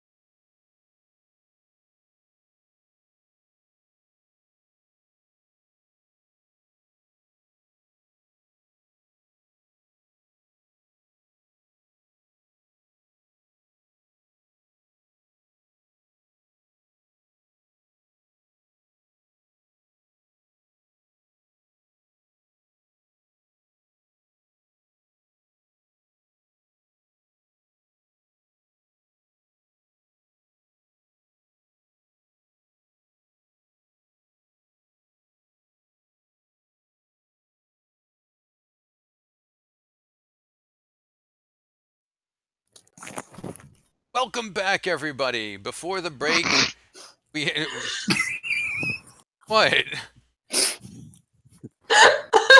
What? What did I miss? Nick being Nick. Oh. See, I was looking That's at not my fault. It wasn't my fault. That was Reg. That was Reg's fault. I'm going to have to agree with Nick on that one. It was Reg that started it. I was innocent. I'll have to go back to the replay to see what happened because I was looking at the controls. So all I know is I was making sure that I was unmuted and was doing the whole welcome back everybody thing. And so no idea what was going on there. I don't know what these guys are talking about. Are you sure? Because I am going to look at the tape. So nothing you want to tell us? We'll do it live. Okay, we'll do it live. So, before the break, our heroes dealt with the aftermath of their party shenanigans, and they dealt with them with the same aplomb and dignity as they did performing those shenanigans the night before. I have no arguments with how I chose to behave. I don't either. I believe that Zuki was completely Zuki. I believe Zephyr was Zephyr. Everybody was themselves. And it was just fine. It's fine. This is fine. This is fine. And while Zuki was abandoned at the table to have an awkward conversation with Mom, Zephyr snuck out to the garage to work on his motorcycle. And I'm hearing the echo again. And it's definitely not coming from... And now I'm not hearing it again. Okay, we'll just see what happens. It's Zuki. It's not me. It's you. Whatever. He's got a guilty face. So the Zuki was left with the conversation with Mom, and Zephyr snuck out to the garage to work on the motorcycle while Keel and Reg attempted shenanigans on an unconscious Nick, but failed. There's got to be a better way to phrase that. Maybe. I don't know. They dumped a bowl full of warm water in his lap. I think they succeeded quite well. Let's just say that they did not achieve their goal. Or did they? So, while the party discussed what to do next, Zephyr was out in the garage. And while in that garage, Lord Malmarathir appeared to him and said it was time to talk. And let's pick up from there, with Zuki imminently arriving, but not before they've managed to have a brief conversation, as Zuki decided to go and collect Zephyr to let him know what the plan was. And so, Malmarathir has just told Zephyr that it's time for them to have a conversation. I'm listening. There are two things we must discuss. The first, of course, is my gift to you. Expires tomorrow. Yes, it does. Have you thought any further about the arrangement? Yes, I have. And what have you decided? That, for all intents and purposes, I don't know that I ever need to see your face again. Ah, but that is where you're wrong. You see, I believe you still owe me a favor.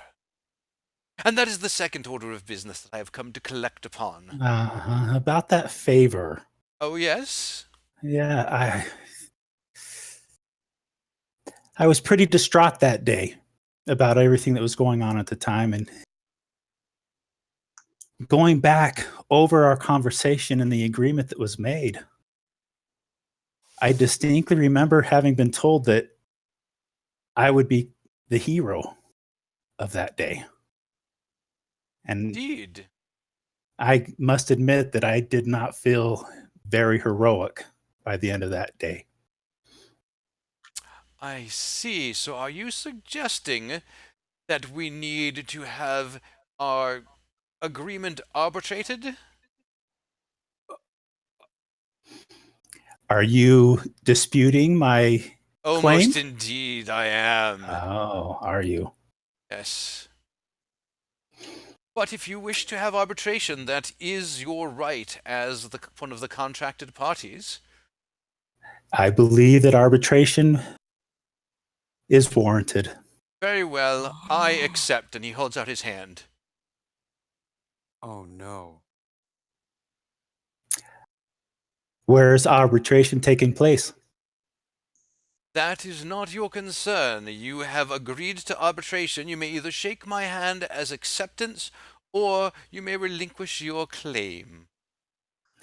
So you're the only one that can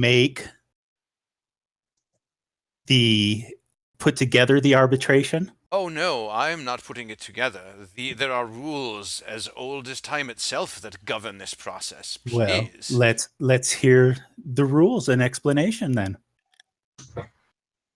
I'm afraid that is not how this works. You see, I have come to collect my favor. You have countered with arbitration. You may either accept the arbitration, or you may yield and give me my favor. I accept the arbitration. And he holds his hand out again. And I shake his hand. Zuki, you come walking into the garage and you see Malmarathir there, but dressed in a suit and looking human. And you see Zephyr reaching out to shake his hand. What have you done? And the two of them disappear. Oh crap! Crap! Crap! Crap! Crap! Crap! Crap! I need the Is doll. it like a I portal need the thing? doll. They're just gone. Crap! Crap! Crap! Crap! Crap! Okay, I run out and I run to everybody, and I'm like, Mothra is here, and he just disappeared with Zephyr. I'm sorry, what? They shook hands and he disappeared. Both of them. He meaning they. Mon Mothra was here. Yes, They in the shook- garage. They shook hands. They shook hands and they disappeared. Did you hear anything? Was there anything said? I did not hear anything before I saw the handshake, right? Or did I hear it? Give me perception. Nat 20. You heard, I agree to arbitration. Just as you were coming around the corner, you heard Zephyr say, "I agree to arbitration," and I heard I agree to arbitration. And he disappeared. He shook hands and he disappeared. Where does arbitration take place? Reggie, you should know these things, right? Reggie runs upstairs. and No. I run after Reggie. Reggie runs upstairs. Use words. We need to talk to Zephyr's parents immediately. Okay. Is Mom upstairs? Is she in the kitchen? Is she? you don't see her. I go running upstairs to the bedrooms. Give me an insight check. A lot. You have a recollection. 28. You have a recollection of Zephyr saying not to let his parents know that Mothra's been coming around the house because he basically threatened them if they were to find out. Shit. As you're running upstairs, you're like, because this is all happening so fast, it's all running through your head. You're thinking it through and going, wait. I go downstairs and I say, so Zephyr made a deal with Mothra, and Mothra came to collect or negotiate that deal. And Zephyr argued the point and then agreed to arbitration.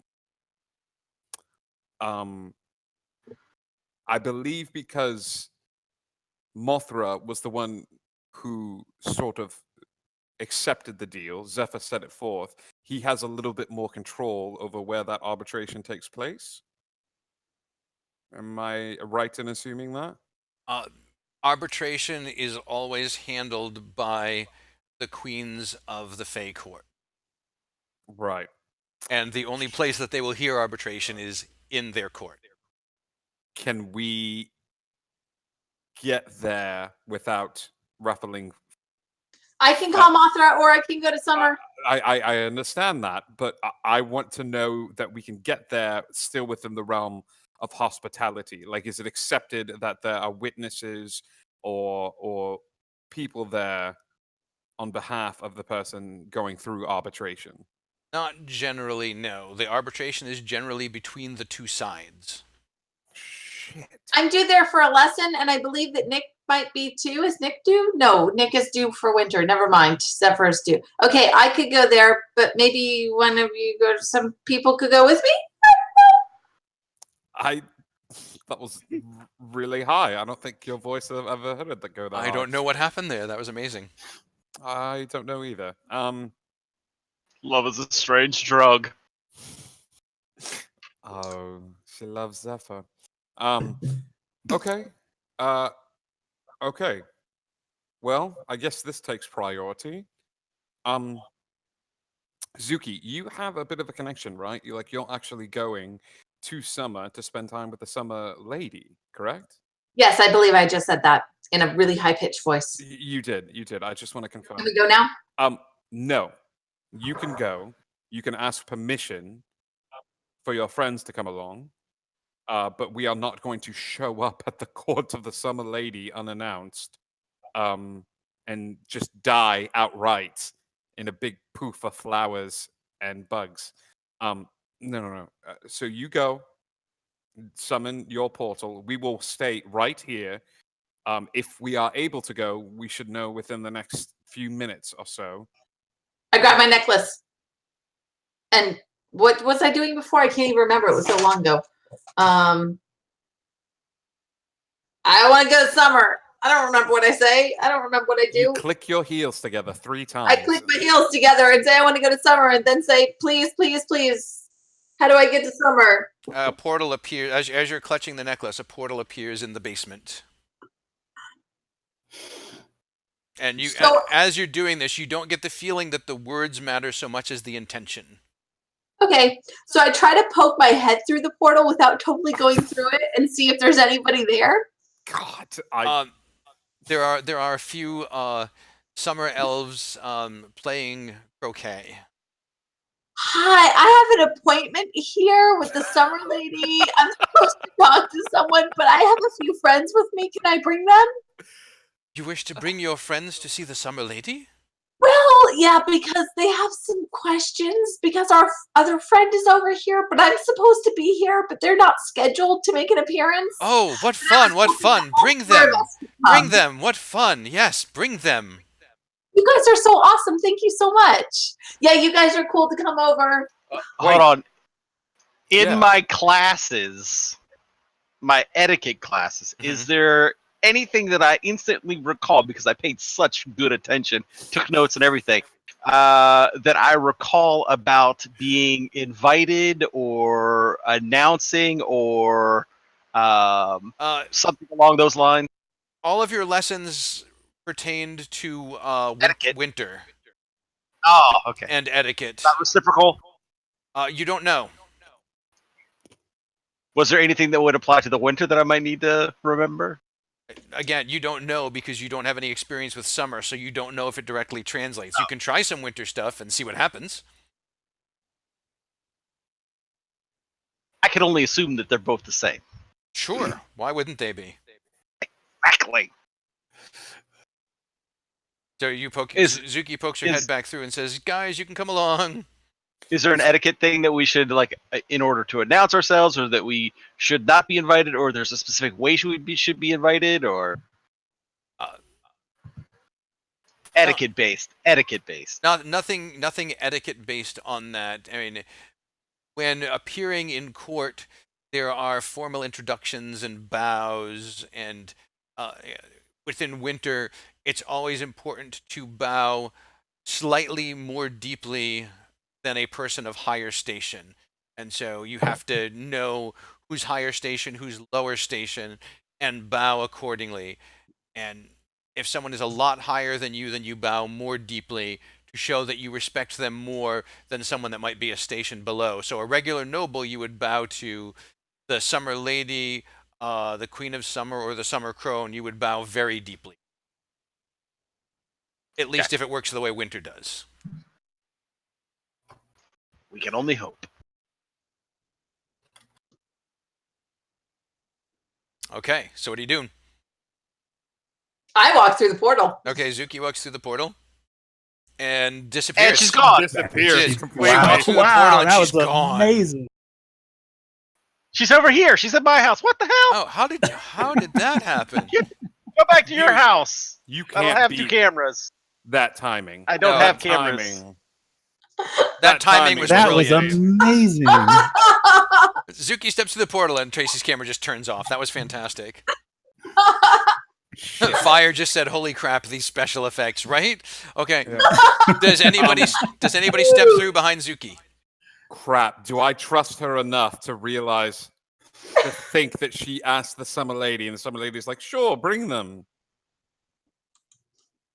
All that Keels knows that his buddy Zephyr's in trouble, so he goes in. Okay. Keel walks through the portal behind her. Ugh, fine. I'm the asshole, and like I follow behind Keel. Nick. Yes. Of course I'll follow them. And this has all happened rather quickly, so we haven't had time for that short rest. Darn it! Crap! Which also means that Nick hasn't had time to change clothes. So he's still wearing the suit that the Buckaroo Banzai suit he was wearing to the club the night before that is just Wet. soaked.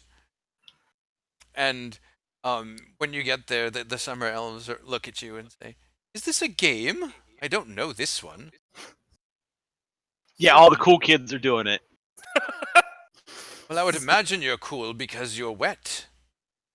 The game is hide and seek, and I have to find my friend Zephyr. You guys want to play? Certainly, are we finding him? Yes, we're finding him. So we're all seeking and he is hiding. Yes. Oh, very well. He's really good at it. Where would he be hiding? Cough, cough, arbitration, cough. Well, he was with a person named Lord Marmathir. I can't say his crappy Malmarathia. Malmarthir. He was with a person named Lord Malmarthir.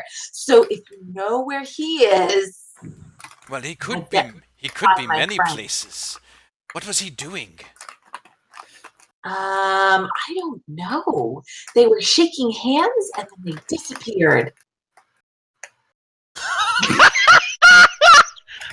Oh! I swear to God, we're not That is doing this so on purpose. It is I swear so to God. good.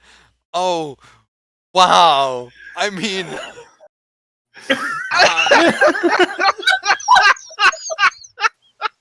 Oh, it's the best. I can't even. And they just disappeared. And she's gone. Holy crap!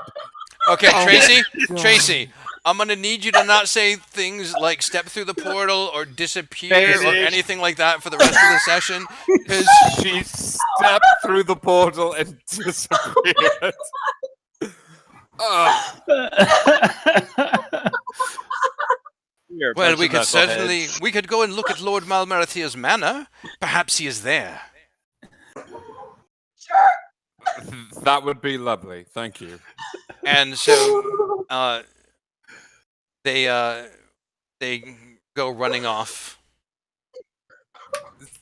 Zuki, I feel like you're half in this and half not. But did you get the summer lady's permission for us to come here? I got these guys. These guys who just left these guys? The elves. The elves That that- are here. that That would- are helping us with our game. Yes, lovely, wonderful. Yep. Yep. Well, to be fair, I poked my head through the portal, and you know, the summer queen wasn't here, but they were, so I couldn't see her. Cool. Let's. All right. Let's go visit. Tell you what, when we find her, we'll ask her permission. We will. Invasion. Until then, we are your official escorts. All right. We are your chaperones here in the summer court while you are here. You have enlisted us to be your escorts while here in the court until we get permission. All right. Sure. That's gonna give us a leg to stand on. Not a sturdy leg. It's a little crooked leg. It's a bent leg that's tired and beat It's down. like 3 legs. Nope, it's just one. We only have one leg to stand on. All 3 of you, 1 leg. One leg Very between the confusing. 3 of us. Yep. All right. They're getting farther into the distance as you guys are having this argument. Let's head towards the Summer Lady, shall we? I run. And they're more skipping than running. And they bring you to a manor. And say, this is where he lives. We can see if he is in. And they go, Sure. and there's a big fancy knocker on the door, and they go, gung, gung, gung. It's like one of those, like from Christmas Carol, the lion with the ring in its mouth. And someone comes and answers the door. We're playing hide and seek. We're looking for Lord Malmarathir. Oh, very good. He is in his ready chamber. Shall I announce you? No, we're looking for him. Can it be a surprise? Certainly. And the butler guy just steps aside. What do you guys do? I run in. Okay. They run with you. I follow behind. You come Well, you come to a room, and you see Malmarathir sitting with Zephyr sitting opposite him, and you've basically been discussing arbitration in very general terms. He's giving you the bare minimum of information he needs to by law, where each of you will be allowed to plead your case before the Summer Lady, the Queen of Summer, and the Summer Crone, and then they will make a decision. And you look and you see your friends standing in the doorway with a few elves. Oh, this is a pleasant surprise. Zuki, dear, have you brought me presents, and after such horrible things that you said to me the other day? I knew you couldn't stay mad at me for long. well, I was honestly due for a visit. I really needed to stop today or tomorrow. So this kind of worked out, and they decided to come with me. Ah, yes, that's the present I referred to. Well, we did ask permission of these guys. They were super helpful and said that they could come in. Of course they did. Well done, gentlemen. I'll give a little something to you later. Run along now. And they clap their hands together, clearly pleased with themselves, and go running off. Zuki, dear, would you like a part of your lesson now, or would you rather wait for the Summer Lady to give it to you? Oh, no, go ahead. You asked permission for them to be here, but you did not ask for safe passage. So what does that mean? That means that they are at the mercy of Summer. They are ours to do with as we will, to let in or out or use as we see fit. You, of course, have permission to be here. You are merely keeping an appointment, and safe passage is part of your contract. But I am not a cruel and malicious man, no matter what you may think of me. And so I will grant this group safe passage for one small thing. And what's that small thing? If Zephyr here will merely drop his claim, then we can just put all of this behind us, and you can all be safely on your way. That's not unreasonable, is it? So, Zephyr, what exactly happened? I'm not sure that I should say much of anything at this point, as I do not wish to have anything I say twist the words that have so eloquently come from Lord Malmarathir. So, can you at least tell us what your claim is so that we know what we're getting into? I would be happy to tell you if he doesn't want to. It's not a matter of want. I just know how unctuously how do I say this? you have a tendency to take advantage of anything that is said in manners that it's probably best that as little is said as possible at this time. Very well. Would you care to allow me to explain, Zuki? You may decide whether or not you believe me, but remember, I cannot lie. Go ahead. Zephyr is having second thoughts about our deal, and there is only one way out of a deal if you truly believe that you were not given what you were promised, and that is to go into arbitration. So he has entered an arbitration claim, which the ladies of summer must preside over. And if they find in his favor, then he no longer owes me anything. And if they rule against him, then he does still owe me a favor, as well as compensation for wasting the court's time. And what would that compensation be? That is generally up to the ladies of summer themselves, but is often some form of short-term servitude.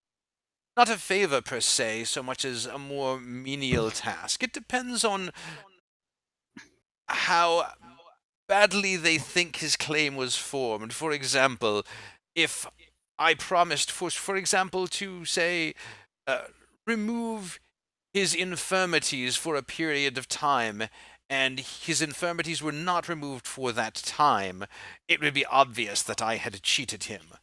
But if they were removed for that time and he tried to say that they were not, it would be clear to the court that he had lied and was taking advantage of them.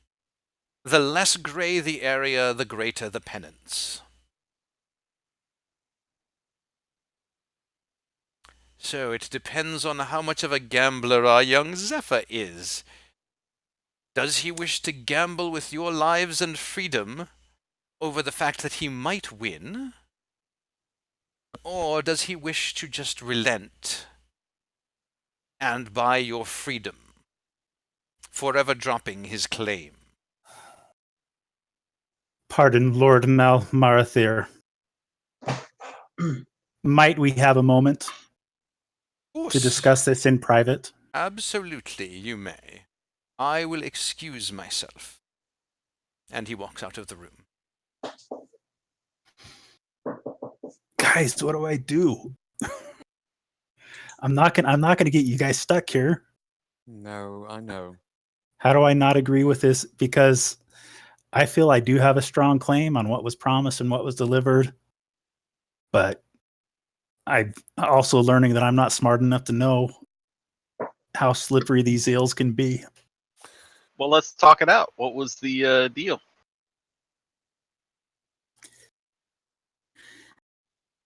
It started with me being the hero of our last encounter, but I'm not sure that that was the final arbitration. For when I asked for clarification, he did not include that step, although I wasn't really paying attention to what he was offering as more what I would be offering for the return. And so I just don't know how clear of a case that I have. What do you owe? What do you owe him? A favor. A favor given without guile, or an attempt to go back on what he's asked of me.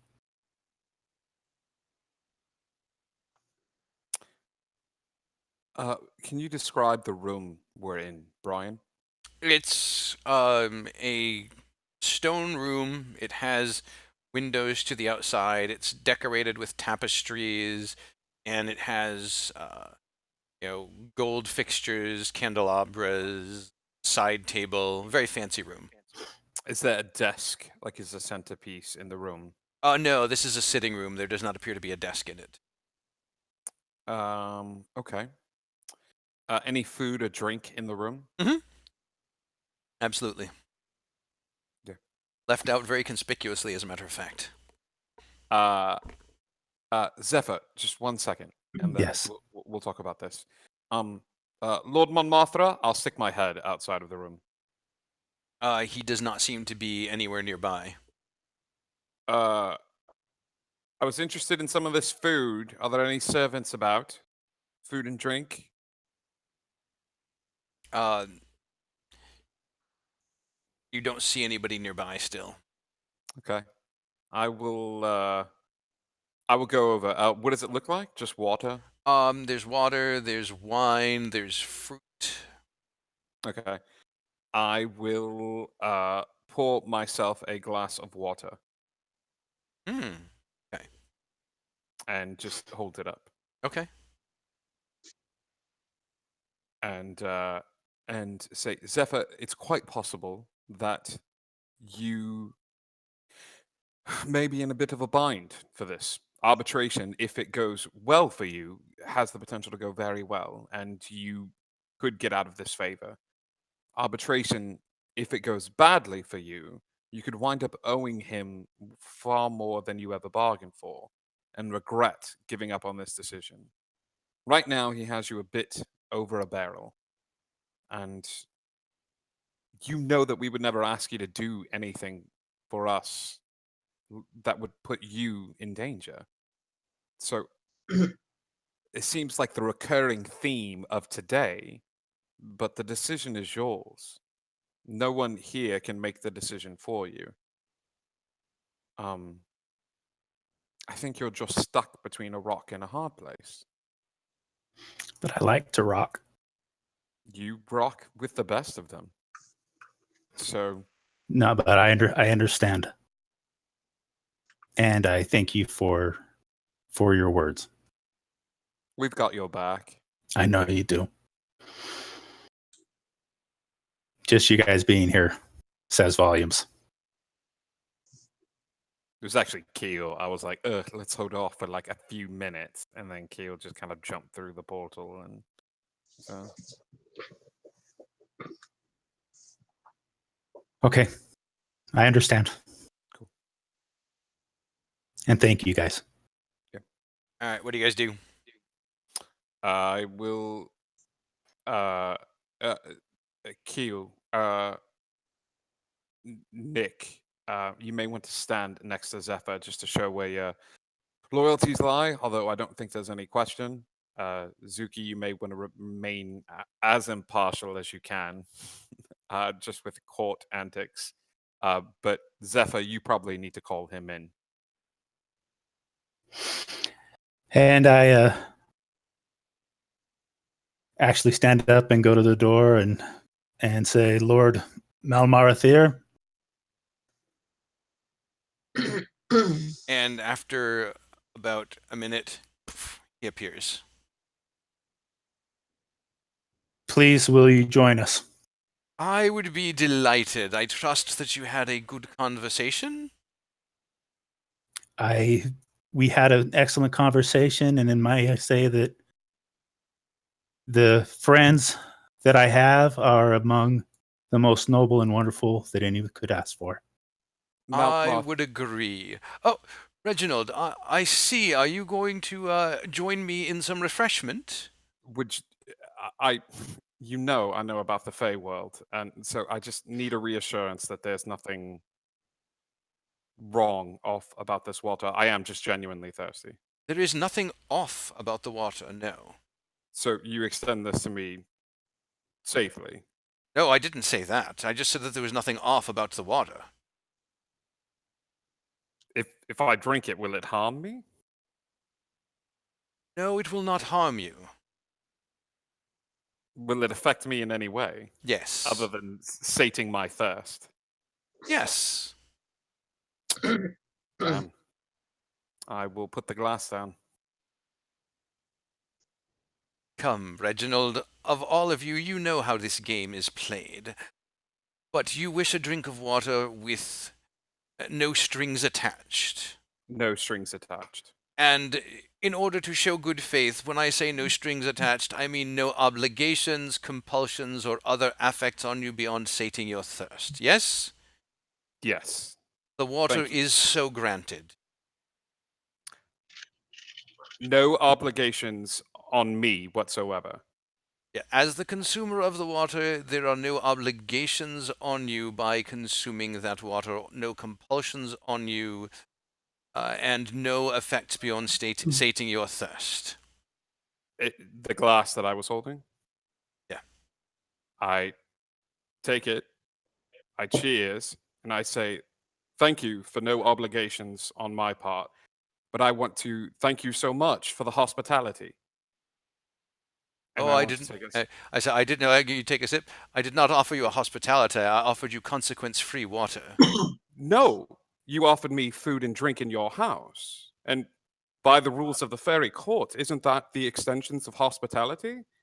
You offered no obligations to me. And if we want to get into the nitty gritty of things, right now, I've been extended the rules of hospitality. I'm You afraid were- not, my boy. That is not how it works. By removing all obligations and restrictions, you have altered the terms of the water. Interesting. Yes, if you had asked for hospitality, that would have a different connotation. That's good to know. Yes, but a nice try. No, that's true. That's odd to me. Really. Yeah. Well, there's two separate instances of you messing around with the speakings and the rules of hospitality when it comes to mortals.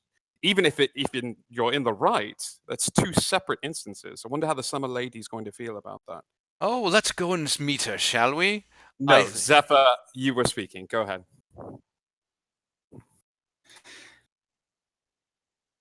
And what, pray, was the second instance, may I ask? Lord Malmarathir, Yes. help me fully understand the situation we're in for safe passage and hospitality for my friends,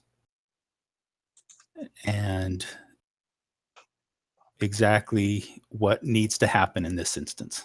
Very well. If you wish to get safe passage for your friends, you must relinquish your claim for arbitration on this favor now and forever, and remove all objections that you had to fulfilling your word to me.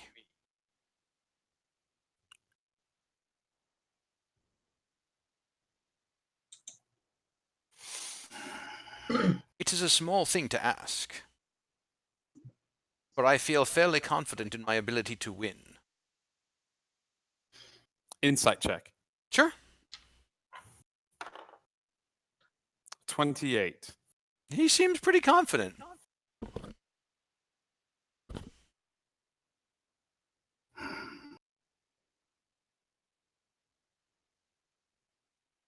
In exchange for withdrawing my right to arbitration, I do ask for safe passage at the time of my friends choosing to leave this realm, and up until that time of choosing, for all obligations and rules of hospitality to be extended to each and every one.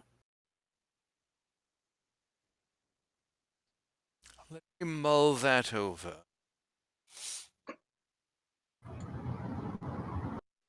I think I need to amend it slightly, because that allows you unfettered access to this realm for as long as you wish.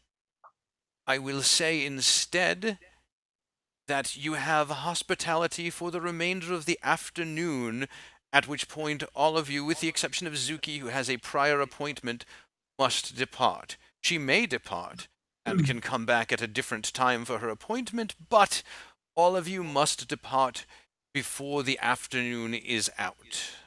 Wait, does this count as my appointment if I leave, like, when my friends leave? Well, you said that your appointment was with the Summer Lady, did you not?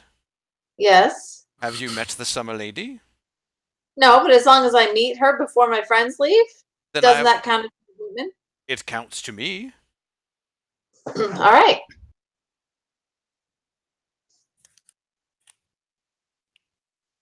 Do we have an accord?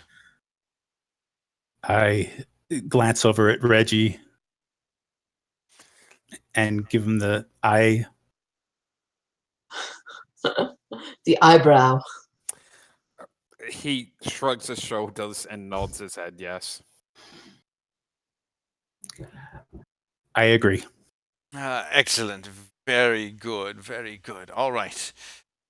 Then you are free to wander the realm. You have hospitality now, which means that you can eat and drink with no consequences without needing to ask for each thing. And Reginald, I believe you know all of the other tenets of hospitality, do you not? I trust that you will prevent any of your friends from creating a misstep. But I will caution that any sort of threatening words or actions against a member of Summer can invalidate hospitality if they choose to take offense. Now, I personally am not so easily offended. Ask Diazuki here, she will tell you. She has treated me horribly of late, and yet, still, I am kind and generous. Zuki's walking over to the table to see what yummy things are on the table. There's foods there that you haven't seen before, but they look sweet and they look amazing. I try them all. They are all delicious and unusual and exotic and just wonderful. Cool. I say with a whole bunch of food in my mouth, I'm like, listen, I haven't been that bad to you. You've been kind of mean to me, and you were being a little bit rude, but we're good right this second. We'll talk later. It might change. Ah, yes, I would expect nothing less. I'm still a little pissy at you, though. I understand, and I have thought about your words. But we will talk about that later, as you say. Oh, yeah, we'll talk. Don't worry. We'll talk. Oh, good, good. I look forward. Really good food. I am so glad that you're enjoying my home. I'm keeping my mouth firmly shut. Yes, which is probably wise because Reg is a bit of an antagonistic personality, and he could scotch the hospitality thing almost single-handedly, couldn't he? On my worst day. I feel like the Reg-Nick combo would just... Keel, what are you doing while all of this is going on? I'm actually looking around the room. Are there any? Is it bookshelves or anything like that, or is this mainly just a sitting room? No, this is more a sitting room and very decorative, ostentatious, meant to be impressive to people who find decorations and things impressive. So not super impressive. Keel, actually,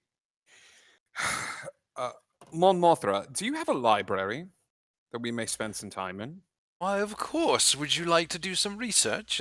It would, of course, be available to you under the rules of hospitality, provided you did not damage any of my books or try to use them to hurt me in any way. No, of course not. So, of course. Would you like me to conduct you all to the library? Please, that would be lovely.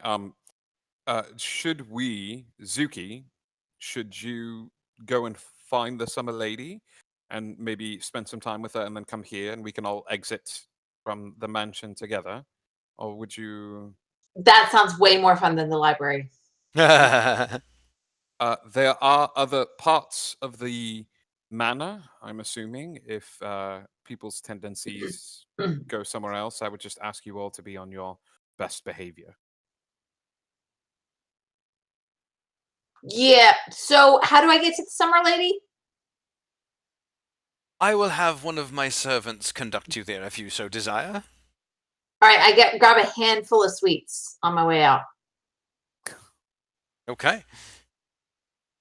He sees you, like, kind of trying to hold on. Can I get you a basket, dear? Ooh, you have a basket? Well, of course I have a basket. You think I'm going to feel like uncivilized? Riding Hood. I really hate to ask it, but do you have Do you have a basket? Yeah. And he goes and he has a servant fetch you a wicker basket that has gold leaf around it.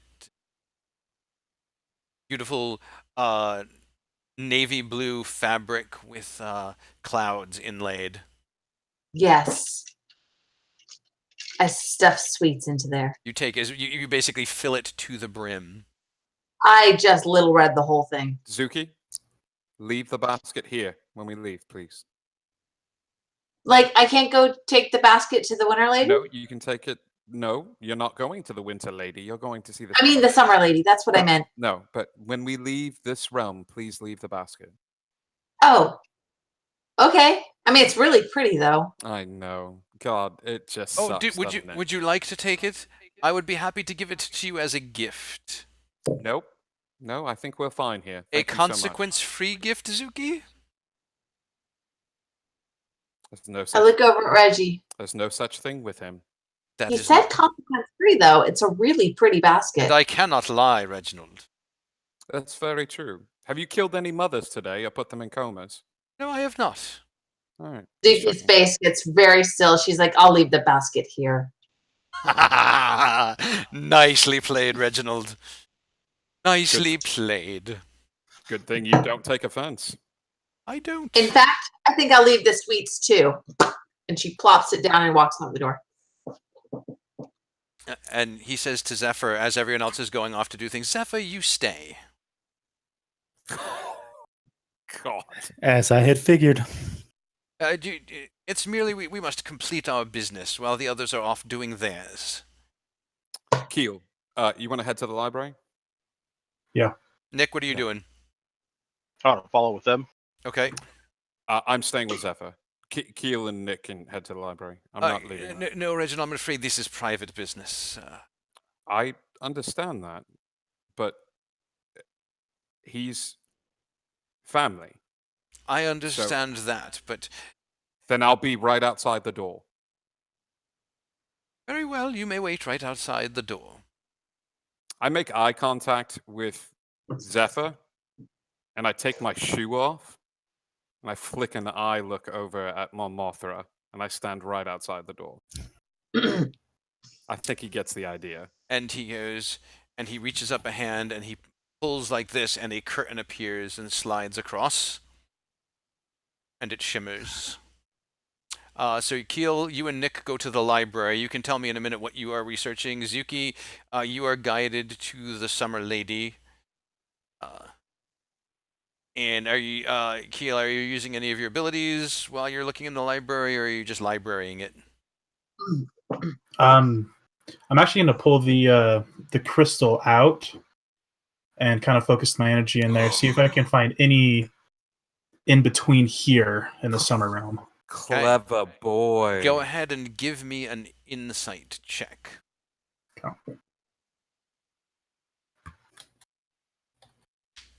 That's going to be a total of 18, 21. 21. You find two interesting things, one that you're expecting and one that you are absolutely not expecting.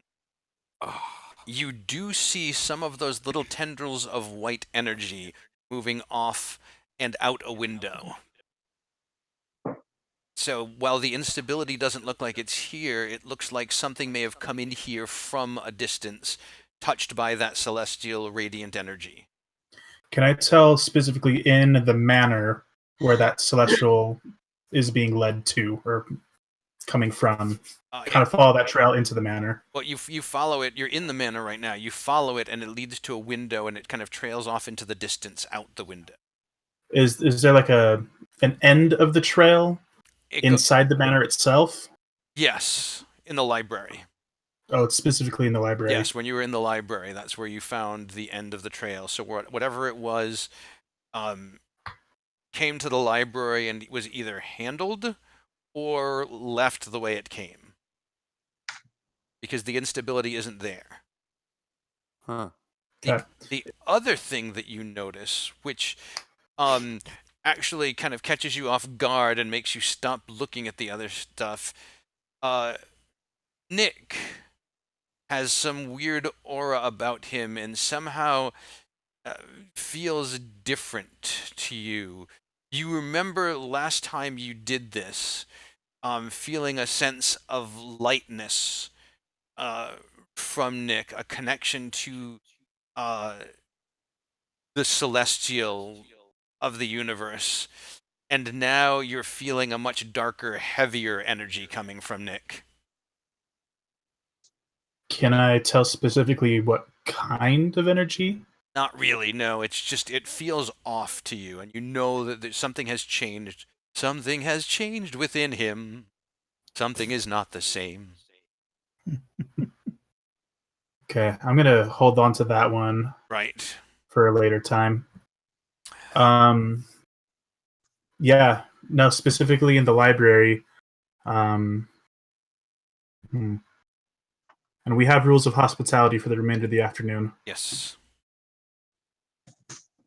Hey, Nick, while kind of focusing on the crystal, there's something we need to check out. Okay. You good to go on a little walk about the summer court? Adventure.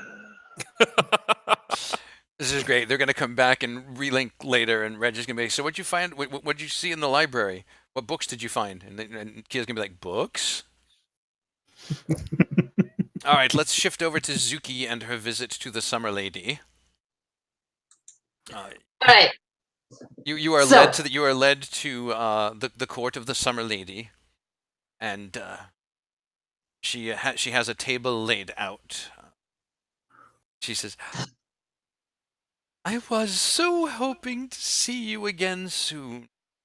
Welcome." Yeah, I knew the deadline was tomorrow, but I decided to show up today. That is fine. That is Sure. fine. Welcome. Please join me. Join me at the table. I see that you have already been afforded hospitality by the court. It glows I have. around you. Wait, right? Because I had an appointment. Yes, of course you did. Okay. But good. with respect to the food and drink, you need not worry about any of that either. Thanks. I had a lot of food and it was really quite good. Yes, we are very good at that here in the summer court. I look for anything that's different than the stuff I already ate. You do find some different things. In fact, everything here looks just a little bit fancier than what Malmarathir had. Oh, yes. I eat all of those things. And it's all just a little bit better than his. The sweets are a little bit sweeter, the flavor's just a little bit stronger.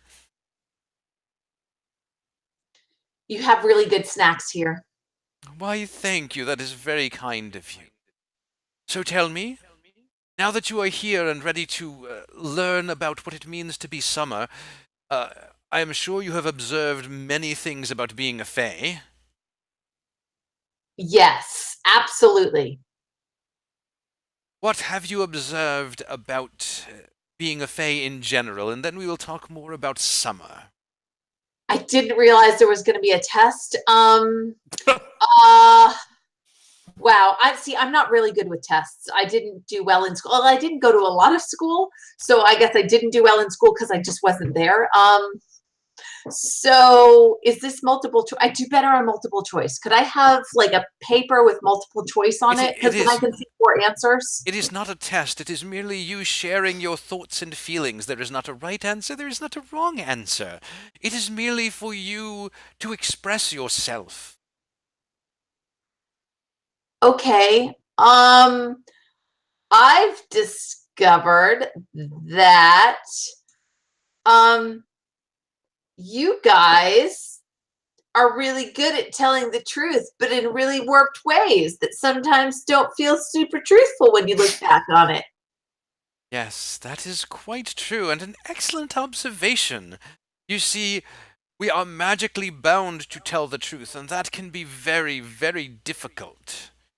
And as such, we find ways of making sure that the truth does not overly restrict us. Right. Surely you have had opportunities in your life where telling the truth was not the most helpful thing to your goals and your needs? Yeah, I kind of experienced that a little earlier today. But I just kind of told the truth anyway, and it'll all work out in the wash somehow. I see. So, You know, you should really try just being more blunt. I mean, just like totally truthful. It might be kind of fun.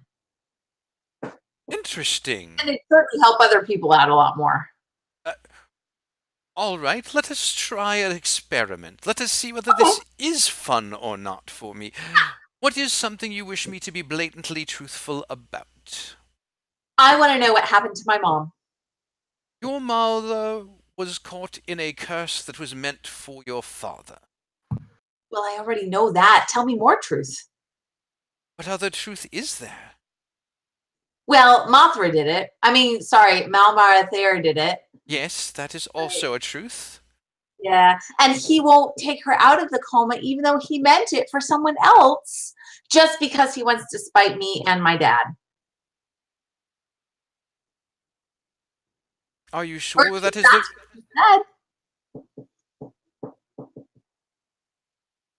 Or, okay, sorry, he just wants to make my dad mad. That is more accurate, I would say, yes. But So even though he knows it would really, really help me to have a mom, because I haven't really had a mom since I was 6. So that would be really, really, really great for me to have a mom. So Yes. it's kind of a jerk move on his part. have you experienced any other opportunities or times when you felt someone was, as you say, making a jerk move as a member of either summer or winter, and it turned out not to be the case?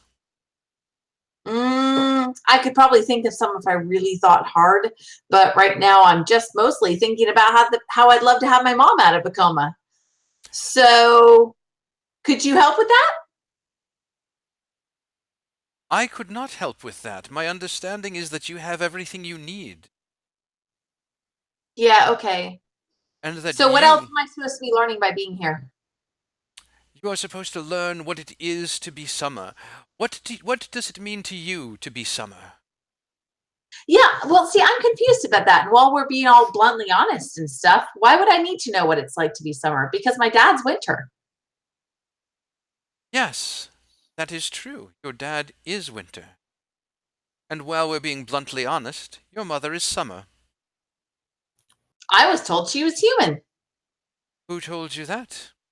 Why would I be told that she was human if she was summer? Who told you she was human? You know what? I don't really know. So are you telling me that my mom is a summer elf? She is of summer as much as you are of winter. So am I a half elf or am I a full elf? You are a half elf. Oh. Though you may be closer to 3/4. So does that mean that my mom was half human and half elf? As a matter of fact, it does. So my mom was half of summer. You're right, this is fun.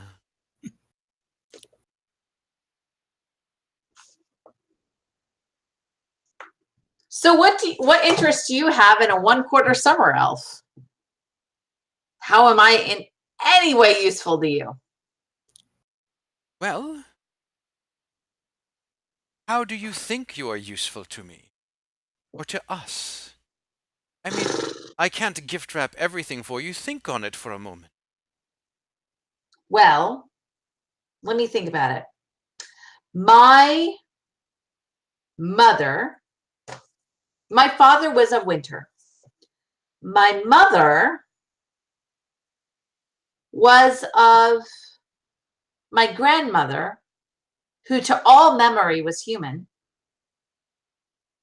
and my grandfather, whom I never met, but she met a long time ago during the war and was from Japan. And I always assumed was human, but I suppose he must be the one who is a summer elf. But I'm not sure why someone who is half of winter and 1/4 of summer would be useful to you in any way whatsoever. Why are you useful to winter? Because they want to manipulate my dad. And they think that by manipulating me, they can manipulate my dad. And perhaps summer has more altruistic motives. We want you to love summer so that you can properly be reunited with your mother. Are you saying that if I somehow become loyal to Summer, you can help to take my mom out of her coma? I am Because saying that sounds kind of blackmaily. no, I am saying that when your mother does come out of her coma, and I have every confidence that you will save her, she will belong with Summer. And won't you want to be with her? Well, of course I want to be with her. She's my mom. Right, and so by helping you to learn what it is to be Summer and to understand and be comfortable and happy here, we're merely acclimatizing you so that you can properly be with your mother, with your family. Yeah, but it's starting to sound like, regardless, I'm not going to be with my whole family. Well, we can arrange times for all of you to be together in neutral ground where you can meet with your father and your mother together. But no, winter and summer do not normally live together. Okay. But in order for that to happen, I need help getting my mother out of the coma that she is in. So how can you help me in order to do that? Because Malmarathir is not helping me. The question you must ask is he choosing not to help, or is he bound not to help? Well, if he's bound not to help, then you can unbind him and let him help me. I do not have the power to unbind him. Who has the power to unbind him? The fairy that bound him. I cannot say. How do I find out who bound him? That may require magic, it may require trading of favors. It is the Fey Court, it may require deception and manipulation. You must find... This is where I'm messed up, because I thought that you had the power of Summer. I thought that you were the strongest power of Summer. I thought that you, if anyone needed help or assistance, that you would be the person to come to. And the Summer Queen is by far... Well, the Summer Crone is stronger than the Summer Queen, but the Crone tends not to involve herself too often. And so the Summer Queen tends to hold sway. I am third in power here. So then I need to talk to the Summer Queen? You dare? She is less light-hearted than I am. I mean, she is still a summer, and so she is lighter than anyone you are going to find in winter, of course. But she is less willing to... She seems to be struggling for words. Every time she tries to say something, she stops. All right, so what you're saying is someone more powerful than you would be the only one to unbind Malmarathir from releasing my mother.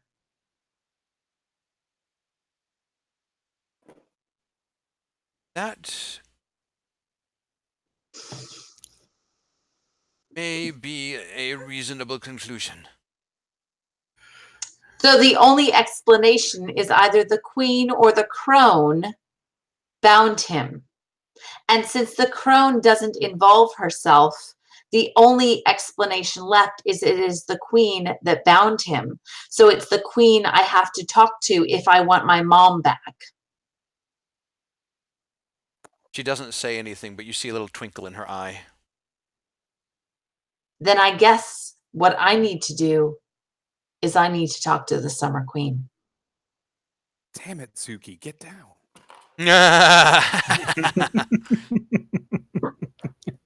Would you like to arrange an audience with her? Yes. Today? But perhaps not today. These All things right. may take some time. I think I shouldn't do this today. I will communicate to you through your necklace when I have arranged the proper protocol. Thank you. And now let us enjoy some wine and some treats and perhaps a little music. Yes. And That sounds wonderful. and she claps her hands, and some summer minstrels appear and begin playing some music that you haven't heard before, but that it stirs something within you. It's lively, it's enjoyable, and you pass pleasantries, and it's kind of a social afternoon as she tries to explain to you a little bit about how to behave in the summer court. And I shall have some summer wine. Excellent. Meanwhile, Nicholas and Keel, yes, Zephyr, we're saving you for last. I'm feeling it. We're building that dramatic tension because what on earth? It's like, what can he want from Zephyr? And everyone wants to know what he wants from Zephyr, and we're just making him wait. And I've been watching the clock. I know. I can't Baby. believe Zuki. Zuki's like, hey, do you want to meet the mayor? Yeah, sure. Meeting the mayor was cool. I wish I could meet the president.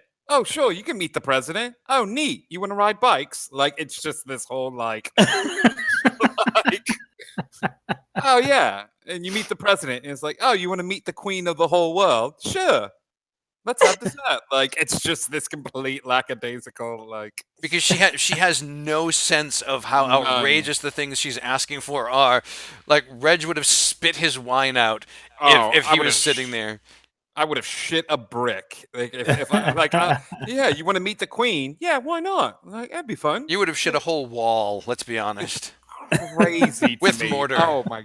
All right, God. so Please, fun party with the queen. okay, Oh. so Nick, Keel, what do you guys do? I'm wanting to track this Okay. the trail that was left behind to its entry point. So you follow the trail along, and it leads into a wood. There's a little forest out, not far from Malmarathir's manor. And the trail twists and winds into the forest, and you come to a glade in the middle, where the sunlight is just kind of beaming through, and you sense a place of instability in the middle of this glade. It's here, Nick. This is where they're coming in from. Tell me what you see. It's kind of the same thing. One of the openings, a tear in the portal. But Big, it's little. Is it big? Is it little? It's about the size of it's about the length of a notebook. It's like a squiggle that kind of runs down. I mean, it's not huge. And what's weird is, as you're looking around, you see the whitish energy streaming off of it toward Nick, and you see blackish energy streaming off of Nick, mingling with it, and both energies dissipating as they come into contact with each other. Nick, this is going to sound crazy, but I need you to take 5 steps in that direction. This way. And I'm going to point him towards the rift. Toward it? Mhm. Okay. As he gets closer to the rift, more energy is pouring out of both it and him and colliding. Now, when it's colliding, is it as like they're battling, would you say? Or Yeah, when they make contact, they are gone? they're gone when they make contact, but it's the collision seems violent of these energies. Nick, I need to ask, what's changed about you? My pants are wet. Yep, that's about right. I don't think that's it. No, it's you've got a darkness pouring off of you. Are you sure you know how to read that thing? And it's off of me? Yeah. What's interesting is that the two energies, the one that's pouring out of you is interacting with this one from the light, and they're battling for presence. Are you sure there's just not... We're in a different realm and the thing doesn't work right? Try turning it over. Look at the backside of it. No, I don't think that's how it works. I mean, is there a instruction manual with it? Maybe we should ask for that.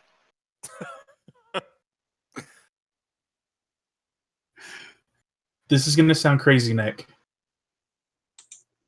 But This is going to sound crazy? Shut up. I need you to take 5 more steps into that direction. You're getting Forward. closer to the portal? Closer to the portal. Okay. Okay, whatever you say there. Okay. Nick, you go 1, 2, 3, 4, and a con save. For the concept. Woohoo! New band name, Four in a Concept. You're Ah, having all the band names tonight. 6. It's Ooh. awesome. Strong. So you're watching him get closer, and the energies are intensifying a bit more. And all of a sudden, you see an explosion of energy as Nick is knocked backwards. There's a burst of radiant energy, and Nick, you go flying about 20 feet backwards and hit a tree, and you take 12 points of radiant damage. What the what? wow. And when you look, the opening is a bit smaller. I'm going to rush over to Nick. Oh, are you okay? What the fudge was that? I don't know what happened, but your energy and that energy collided and exploded, but you're closing the portal.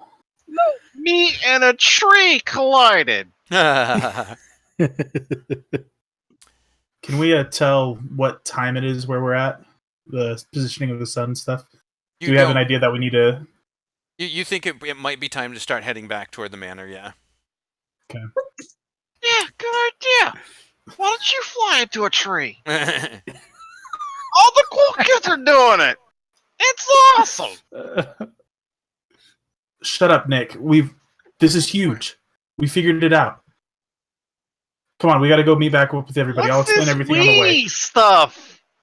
We figured it out? You're doing it, Nick. You're closing the portal with your whatever's going on with you. This is not the Nick you're looking for. It's not the Nick you're looking for. And as you guys start to head back, you run into Zuki, who is heading back from the Summer Lady. And Zuki, you notice Nick looks a little bit beat up. What happened to you? They spilled water on my pants. No, I know that, Scene. but you look worse than you did before they spilled water on your pants. Ow, the tree. It's a sudden tree. I stopped before, but not before hitting the tree. It was... Got attacked by a tree? No, I attacked the tree. Why did you attack the tree? Trees stay in one place. It is not nice to attack trees. I can Yeah. tell you. Tell Keel explains it way Did better. Keel attack a tree? With his face, he's fine.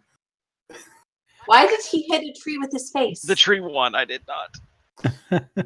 And then Keel go in a ramble. His energy collided with the energy of the portal. There was a reaction. He was thrown back. I'll explain it when we all meet back together. And what does that have to do with the tree? The tree was in his way. He said You guys something are- about dark energy. He's a little kooky. Just, unless you want to be thrown into a tree, just listen to what he has to say. Yeah, I think I'm staying away from Keel. I don't want to get thrown into a tree. Trees are hurts. nice. I like trees. It's not nice. Can you be nicer to trees, Keel? Because if not, we might have some issues. I'm gonna chop down every tree once I get out of here. No, Excuse me. no, I promise I will explain everything so I don't have to explain it twice. But when we're all back together as a group, I promise I'll All right, explain. deal. But we need to have some nice words about trees when this happens, right? I will hug a tree when I get back. Good. Okay. As long as we're in agreement. Somebody get hug a Nick. And then you guys head back, and we're gonna cut to the conversation with Zephyr. But as they all come in, Reg, of course, you see Nick looking beat up, and of course the obligatory. What happened to you?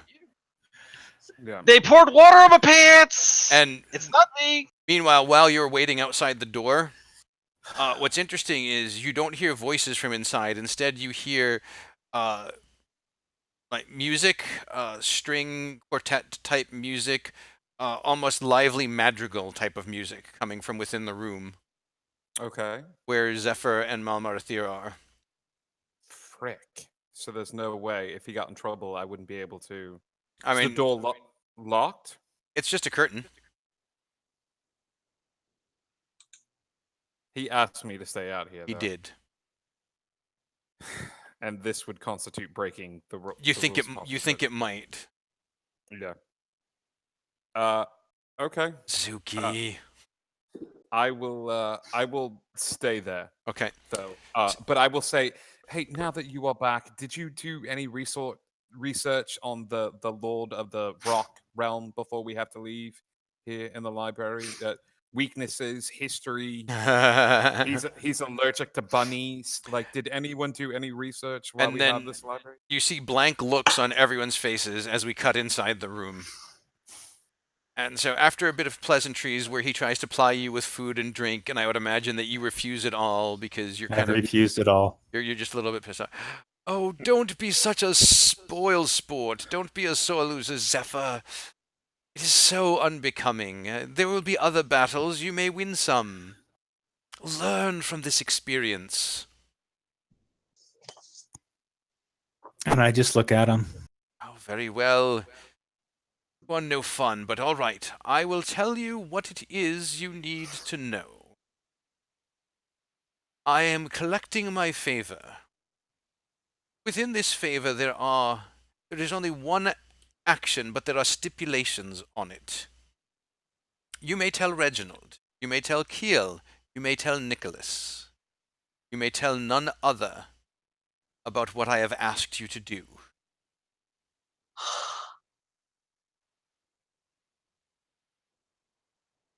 I'm listening. You may enlist Keel, Reginald, and Nicholas to assist you if you wish. And if you do, all of you who are undertaking this task will have safe passage for the time that it takes to complete, provided that you are acting in an expedient manner and are not trying to get out of the spirit of the agreement by fiddling for extra time. So far, so good? I'm listening. I need you to acquire something for me. Just one thing. It is very simple.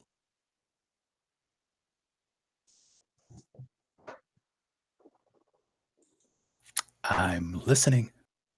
You are going to procure for me Zuki's mother. And that is where we're going to end tonight's session. Oh, I'm hating. Listen. Most girls love it when you steal their mother who's in a coma. Like, this is your way in. This is like, there's no way she's not going to be your girlfriend after this. I'm gonna go get some rings because there's gonna be a wedding and everything. Procure the rice. I'll prepare a ritual. I can perform the wedding ceremony. Hey, Zuki, aren't you glad we don't have to wait a whole week? Oh my god! Yes! Sunday. Today's Friday. Saturday, Sunday, Monday, Tuesday, 4. Okay. And We might survive that. Saturday night, And Saturday sti- night Wicked, right? That's a thing? No, That's a thing you no, sadly no. But fortunately, 2 of those 4 nights you will be streaming. So really, it's just Sunday night that you have to try and distract yourself from thinking about You were this. doing Sunday Night Wicked, right? I don't know if we could convince Mrs. Wolf to give him up for yet another night. That might be a little tricky. However, she's already asleep. I don't have anything happening till 8 o'clock tomorrow morning. All right, see you guys Just Sunday. So you're saying you want to just keep playing all night? Is that what I'm hearing here? Let's go. Shh. Oh, I loved Fire's reaction. Although Fire's reaction was in the Twitch chat, I somehow expect that the look on her face was the same as the look on Callie Dragon's face when I told Zephyr what he had to do. Oh, man. So thank you all for tuning in. Also, I want to thank, I forgot to thank earlier, Castle Master. If you noticed our cool new overlay where we have these awesome character icons from D&D on the overlay. He went fancied those up with the little color gradients around them related to the different character classes, and so everybody has a cool little logo for themselves now. So thank you, Castle Master, for continually looking for ways to make our overlays cooler and more visually exciting. Don't forget, tomorrow night, or actually tonight at this point, because we have passed midnight, so tonight in 21 hours. I mathed. Look at that. 21 hours to the season finale of Drunken Dread with all of the epic legendary things that we have talked about previously. Then on Monday night, Chosen Family. And then in just 4 short days, we'll find out whether or not the party decides to do this favor right away or if they're going to take a little bit longer. To abduct Zuki's mother? To abduct Zuki's mother.